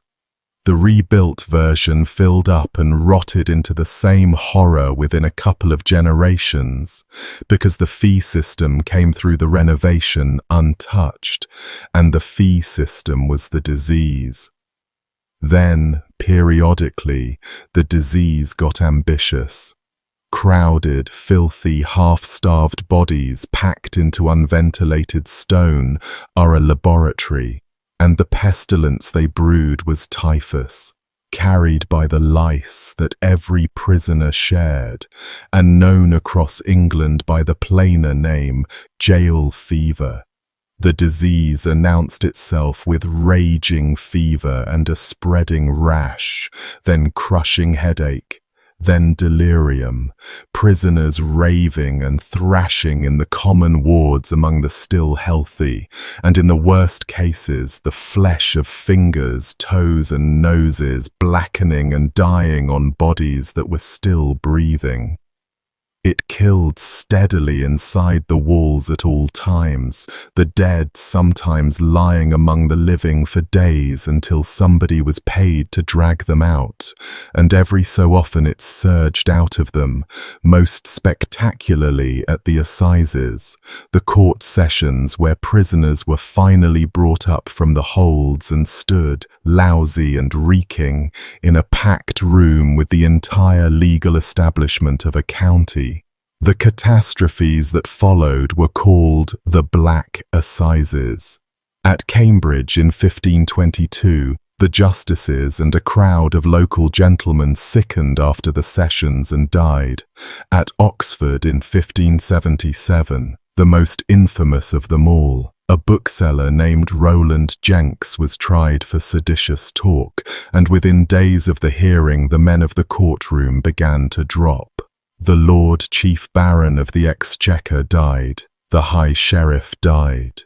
The knights and gentlemen of the grand jury died almost to a man, and the sickness ran on into the city until the reckoning, recorded with awe by contemporaries, stood at some 300 dead in Oxford within about a month, with one detail every account repeats, that the dying were almost all men, the men who had crowded the court, while Jenks himself, the prisoner at the centre of it, survived, lost his ears to the sentence, and lived another 3 decades.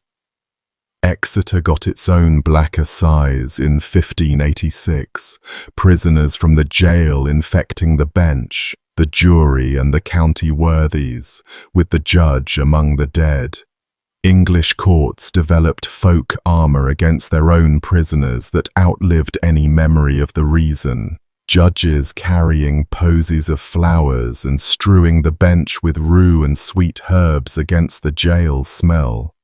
And judges at the Old Bailey were still handed those little nosegays on ceremonial days into living memory, a bouquet against the 800-year-old stench of Newgate next door.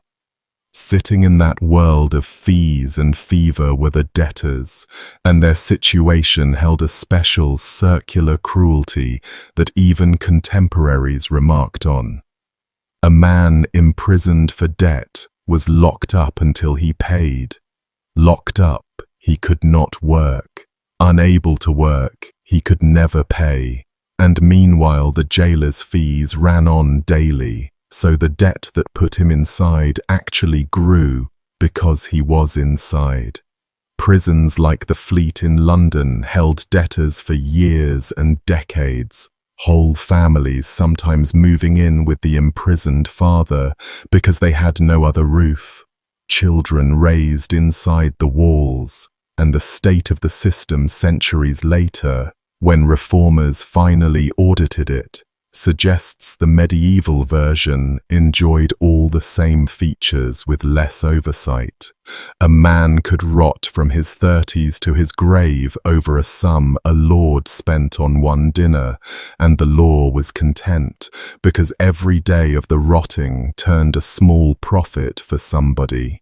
English law also kept one procedure on its books that combined the dungeon, starvation, and crushing weight into a single legal instrument.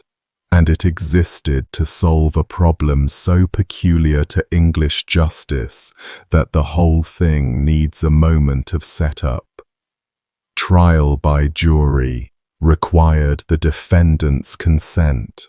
A prisoner arraigned for felony was asked how he would be tried, and if he refused to answer, if he stood mute, the trial legally could not begin. No trial meant no conviction, and no conviction meant no forfeiture, because a convicted felon's lands and goods were seized by the crown, stripping his widow and children of everything, while a man who died unconvicted passed his property to his heirs like anyone else. So a father facing certain conviction had a choice available that no humane system should ever have offered him. Refuse to plead, die horribly but slowly under the law's persuasion, and your children keep the farm. Plead, hang quickly, and they lose it all.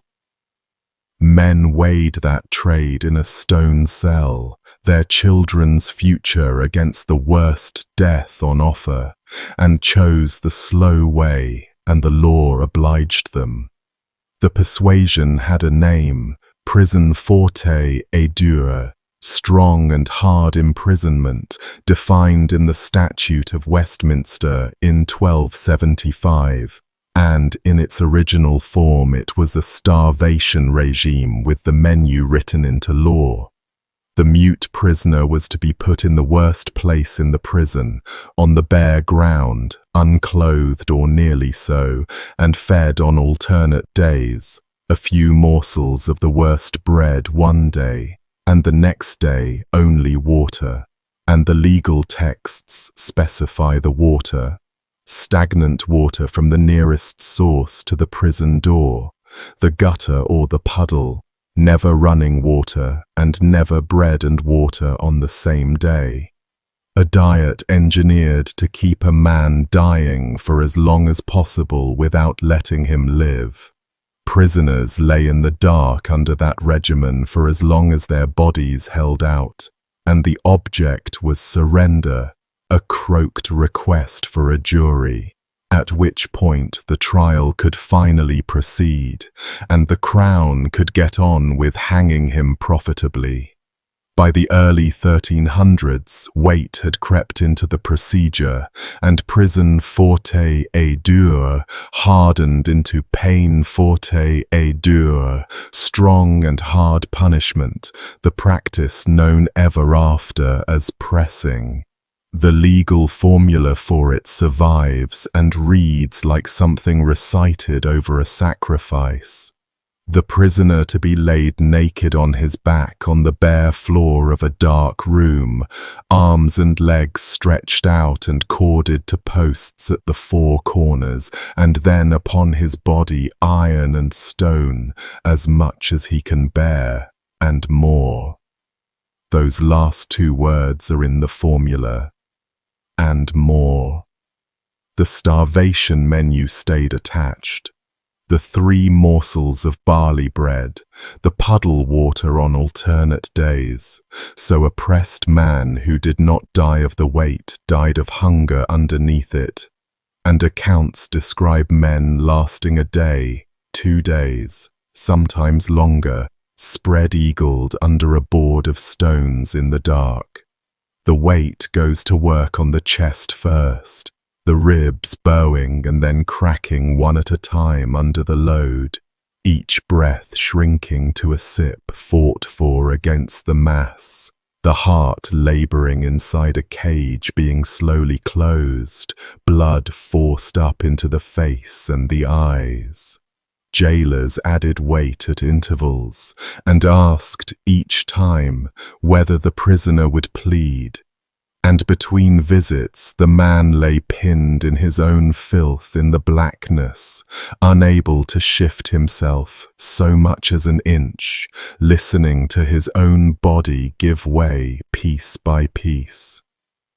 Some jurisdictions developed the sharp mercy of placing a piece of timber or a jagged stone under the prisoner's spine, so that the accumulating load would break the back and finish things faster, and jailers, or in some accounts the prisoner's own friends, were sometimes permitted to speed the end by adding their own weight to the pile, sitting or standing on the board so a man they knew could stop breathing sooner.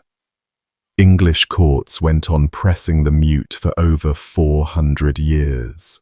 Men chose it over and over, generation after generation, and the choosing is the part to hold on to. Every pressed man on the record is a person who decided his family's inheritance was worth the worst death his society had to offer, and then lay down on the floor and paid for it in installments. One survivor haunts the record precisely because survival was never part of the design. In 1357, a woman named Cecilia de Rijswijk, held in Nottingham jail over the death of her husband, stood mute and went into the strong and hard prison, and the royal pardon that ends her story states the reason for mercy in plain words. She had survived 40 days in prison without food or drink, and the king's document treats this as a miracle, a wonder worked, as such things were understood by the Virgin, and Edward III pardoned her for it. Read that document against everything we know about the human body, and you are left choosing between a genuine marvel, a jailer quietly slipping her sustenance out of pity or for pay, and a record straightening its own story after the fact. And the 14th century would have shrugged at the question, taken the miracle, and moved on. Cecilia walked out. She is very nearly alone in that. The procedure's most famous victim comes from just past the medieval edge, and her case shows every gear of the machine engaging at once. Margaret Clitheroe, a butcher's wife of York, a Catholic convert in Protestant England, was arrested in 1586 for harbouring priests in a hidden room of her house, a hanging offence. At her arraignment, she refused trial, and she said why. A trial would call witnesses, and the witnesses would be her own children and servants, who would either condemn their mother or perjure themselves, and she would not put them to it. The judges told her in open court exactly what refusing meant, and the record has them genuinely reluctant, pressing a respectable pregnant woman, which she may well have been, being nobody's idea of a good day. She held. On the morning of the 25th of March, 1586, she was taken to a toll booth on the bridge over the Ouse, stripped, laid on the ground with a sharp stone the size of a fist placed under her spine, and her own house door was laid over her, then loaded with rock and iron to 700 or 800 pounds. Her last recorded words were a prayer. She was dead within about 15 minutes, the sharp stone driving up into her spine as the load came down until her back broke across it, the ribs cracking under her own front door, and she was 30 years old, or near it. Her right hand was later taken as a relic and is kept to this day by a convent in York, and the Queen herself is said to have written to the citizens of York expressing horror that a woman had died that way. The law that killed her stayed on the books for another 200 years regardless. Pressing, for all its horror, at least had rules, a statute, a formula, a procedure a lawyer could cite. What happened to hostages had none of that, and hostages were everywhere in this world, because medieval politics ran on them. A treaty, a truce, a ransom agreement, a baron's promise of good behaviour, all of it was secured with human collateral, usually children, handed over to live in the other party's custody as a walking guarantee. Most of the time the system worked with a strange gentleness, hostage children raised at foreign courts, educated, sometimes married into the families holding them. The system's whole deterrent value, though, rested on what could lawfully happen when the deal broke, and in 1212, King John, a man we have already watched starve a grandmother, showed everyone the flaw of the system. He held 28 sons of Welsh noble families, boys given over the previous years as security for their father's loyalty. Some were reportedly as young as 7. When the princes of Wales rose against him that summer while he was gathering an army at Nottingham, John's response, recorded in both English and Welsh chronicle traditions, was immediate. He had all 28 boys hanged, and hanging in this period offered no merciful drop to break the neck. So each of those children strangled slowly at the rope's end, a process measured in minutes, and longer for the lightest bodies, of whom this group had many. The chronicles place it at Nottingham before he sat down to eat, the hostages taken out and strung up first, the meal after, and even in a century inured to royal cruelty, killing children en masse for their father's rebellion registered as an atrocity. One more stone in the avalanche of grievances already sliding toward Runnymede. The Welsh sources kept the boy's memory alive with a bitterness that never entirely faded, and one detail preserved in the tradition should travel home with you, that at least one father had begged John to take him instead. Business as usual would have been mutilation, a scare, a few executions of the eldest. All 28 in an afternoon, was John telling every baron in Britain what his guarantee was now worth, and 3 years later those barons answered at Runnymede with parchment and an army.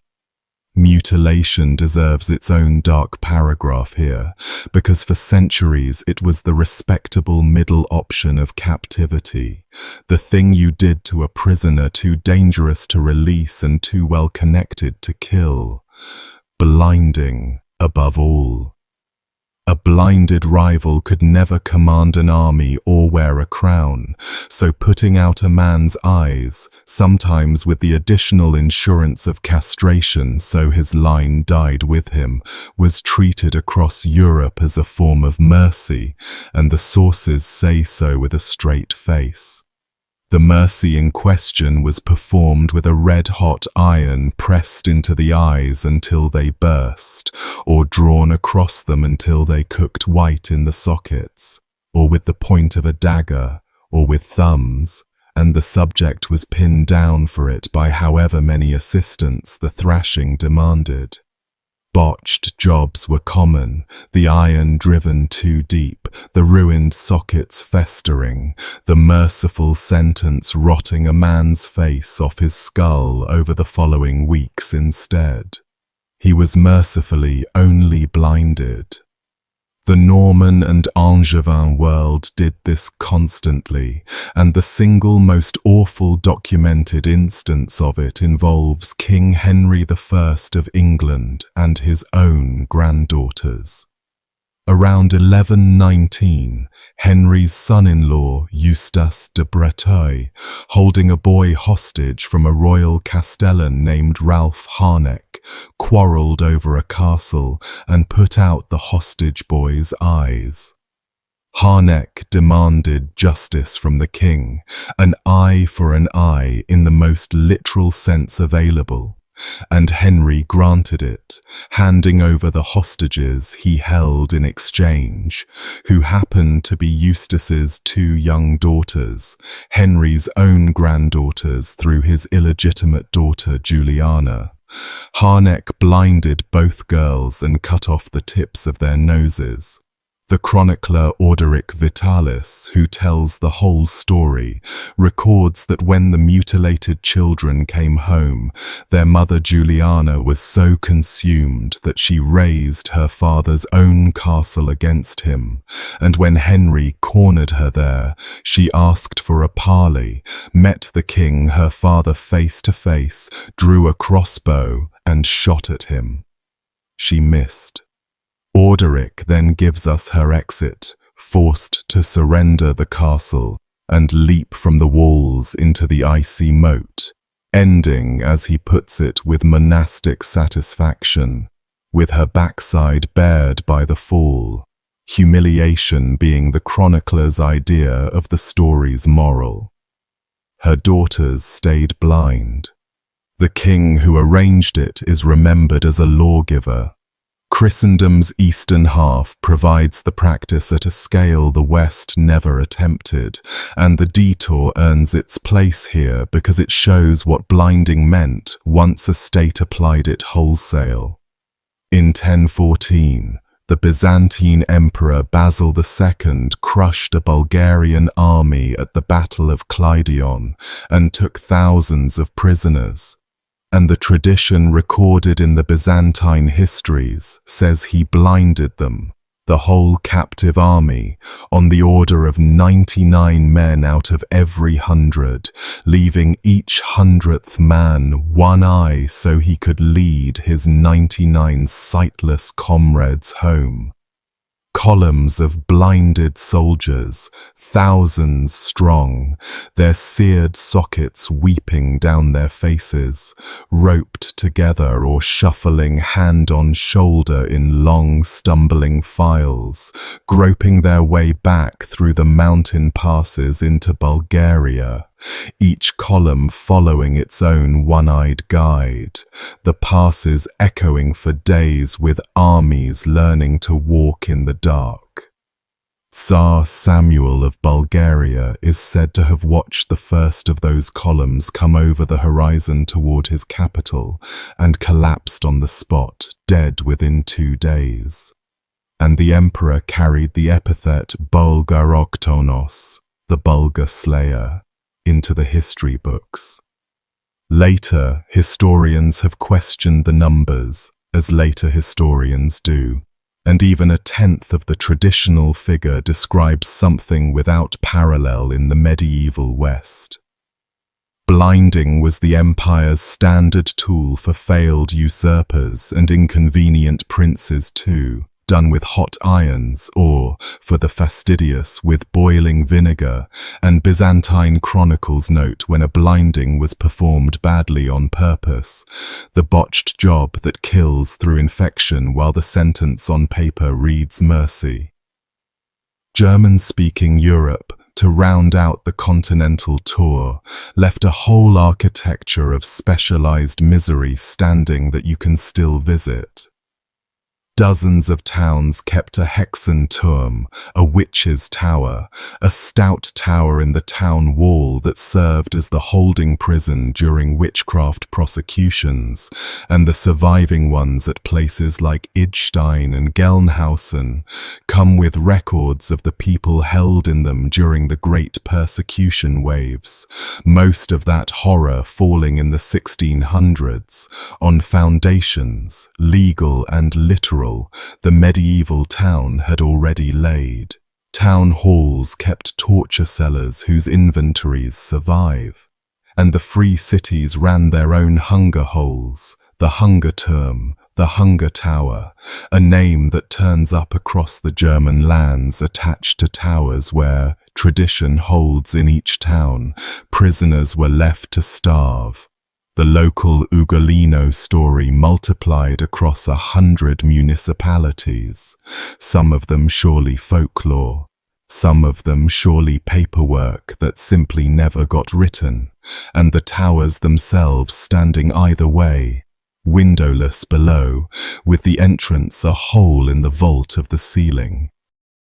Against all the blood and iron, the longest sentence in this entire story was served in comfort, and comfort turned out to be its own instrument. Robert Curthose was the eldest son of William the Conqueror, Duke of Normandy in his own right, a crusader who had fought at the storming of Jerusalem and turned down, by some accounts, the crown of the Crusader kingdom itself. What he wanted was England, held by his younger brother Henry, and in 1106 the two brothers settled it at the Battle of Tinchebrai, where Robert lost in about an hour. He was around 55 years old that day. He then spent every remaining day of his life, 28 years of them, as his brother's prisoner, and the arrangement outlived the brothers' coronation promises, outlived appeals from the Pope, outlived everything, moving through a series of castles, devises among them, and ending at Cardiff. An honourable confinement, the chronicles insist, good food, books, company appropriate to a duke, everything except a door he could open. His duchy was ruled by his jailer.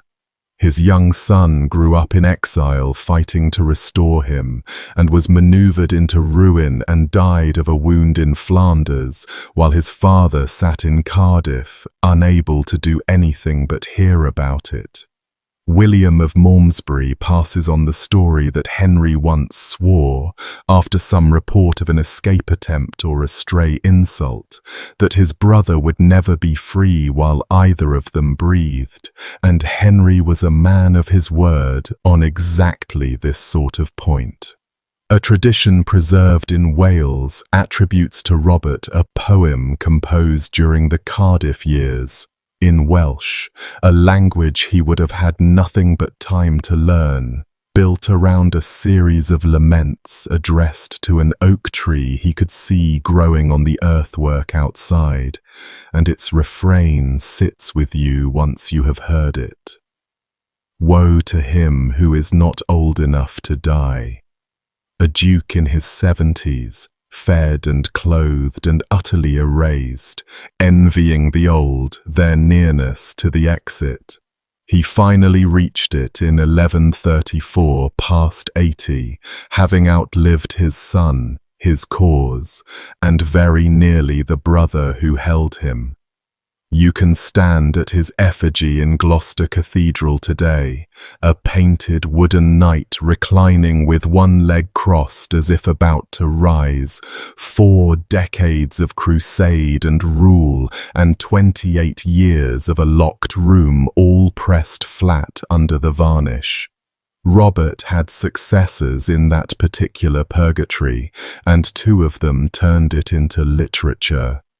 James I of Scotland, the boy shipped to France for safety after his brother Rothesay starved at Falkland, was taken by pirates off Flamborough Head in 1406 and handed to the English crown, and he stayed in English custody for 18 years, the Tower among his addresses, becoming King of Scotland during year 1 of his captivity when his father died, reportedly of grief, within weeks of the news.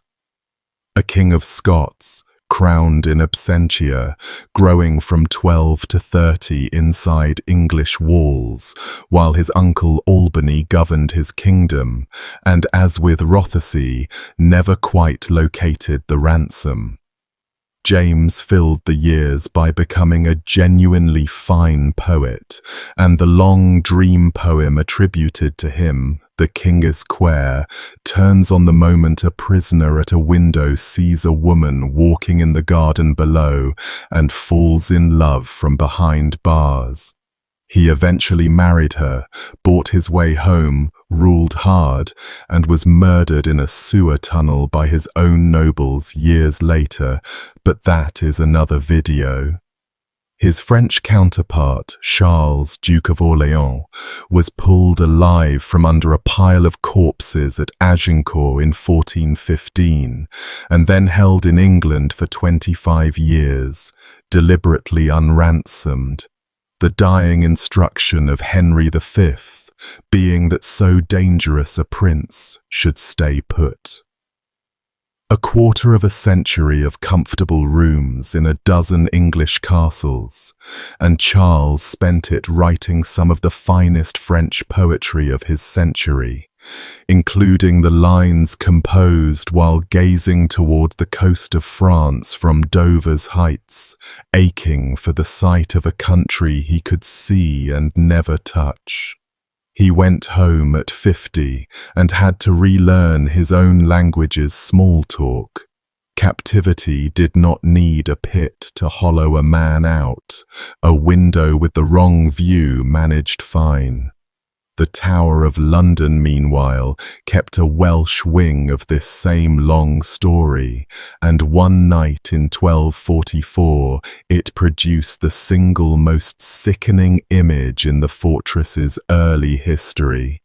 Gruffydd ap Llywelyn was the eldest son of Llywelyn the Great, Prince of Gwynedd, a big, powerfully built man whose whole life had been spent as somebody's prisoner, held as a boy hostage by King John, later imprisoned for years by his own half-brother, and finally handed to Henry III of England, who kept him in the Tower as a card to play against Wales. Comfortable custody again, food, servants, his wife allowed with him.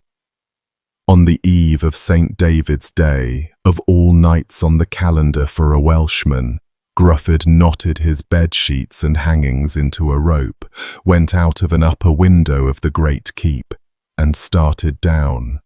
The rope broke.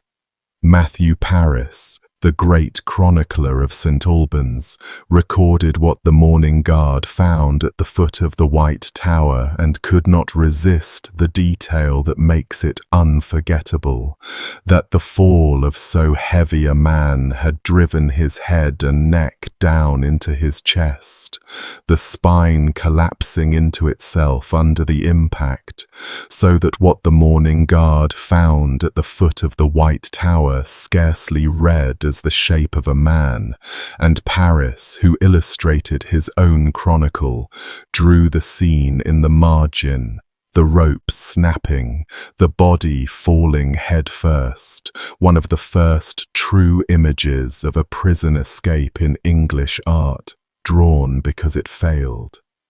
Gruffydd's son Owain, called Owain Goch, Owain the Red, later lost a war against his own brother and spent more than 20 years in the brother's prison, much of it associated with the lonely round tower of Dolbadarn under Snowdon, a family collecting captivities across 3 generations the way other dynasties collected castles. One more king belongs on the tower's ledger, and I deliberately held him back until now, because his death closes the circle on all those convenient announcements from Berkeley and Pontefract.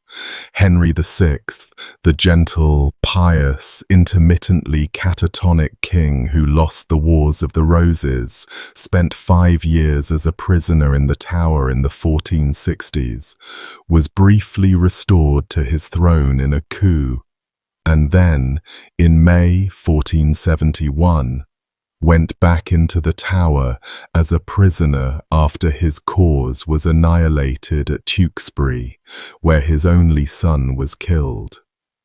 On the night of the 21st of May, the victorious Edward IV rode back into London. By morning, Henry was dead. The official announcement explained that the former king had died of pure displeasure and melancholy on learning the news of his son, and you can decide for yourself about a heartbreak timed to the hour of his rival's arrival, in his rival's fortress, guarded by his rival's men. The version London believed almost immediately, and the version tradition has kept, is that he was killed while kneeling at prayer in the oratory of the Wakefield Tower, and the fellows of the colleges Henry founded still lay lilies and roses on that spot every year on the anniversary.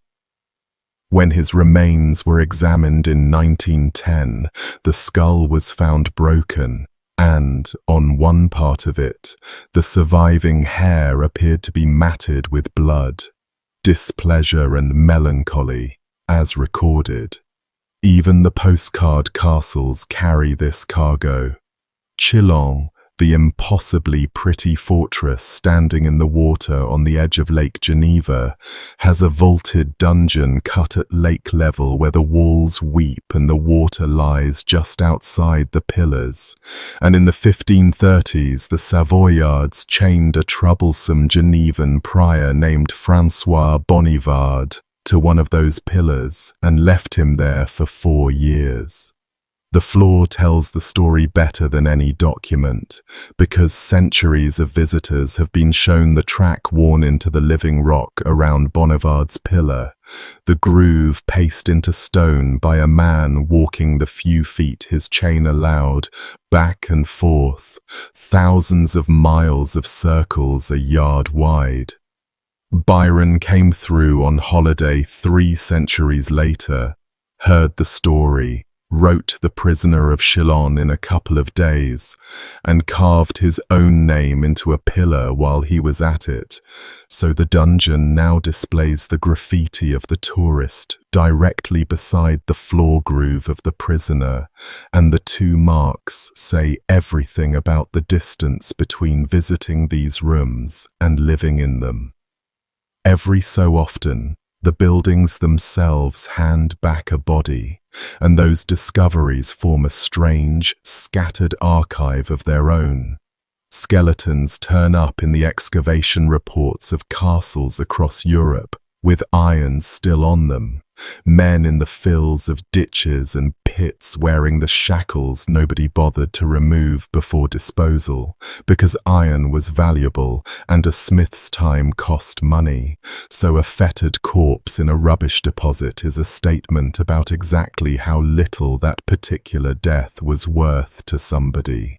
Repairs and restorations in the great age of castle renovation kept opening voids in walls and floors that were not on any plan, and the reports from that era describe remains found in blocked chambers and forgotten shafts, often enough that the walled-up prisoner passed permanently into the furniture of the Gothic imagination.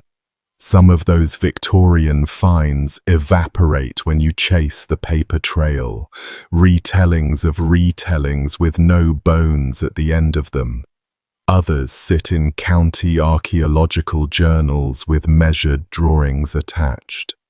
The honest position lies in between, and it is an uncomfortable place to stand, because the documented cases mean the dismissed ones can never be dismissed entirely, and every ruined castle in Europe keeps its voids, which leaves the walls and what the prisoners wrote on them, because after all the chronicles and coroners' rolls, the most direct testimony this whole world left behind is carved at shoulder height in cell after cell by the people themselves, working with a nail or a knife point or a belt buckle through the hours that would not pass.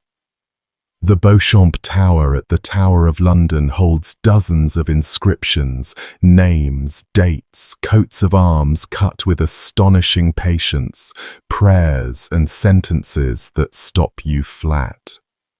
A prisoner named Charles Bailey, taken in a Tudor conspiracy, cut a long meditation into the stone in 1571 that ends by calling himself the most unhappy man in the world, and dated it and added his age, 29. Elsewhere in the same tower, a hand carved the reminder that the most unhappy man is he that is not patient in adversities, a prisoner coaching himself through the wall.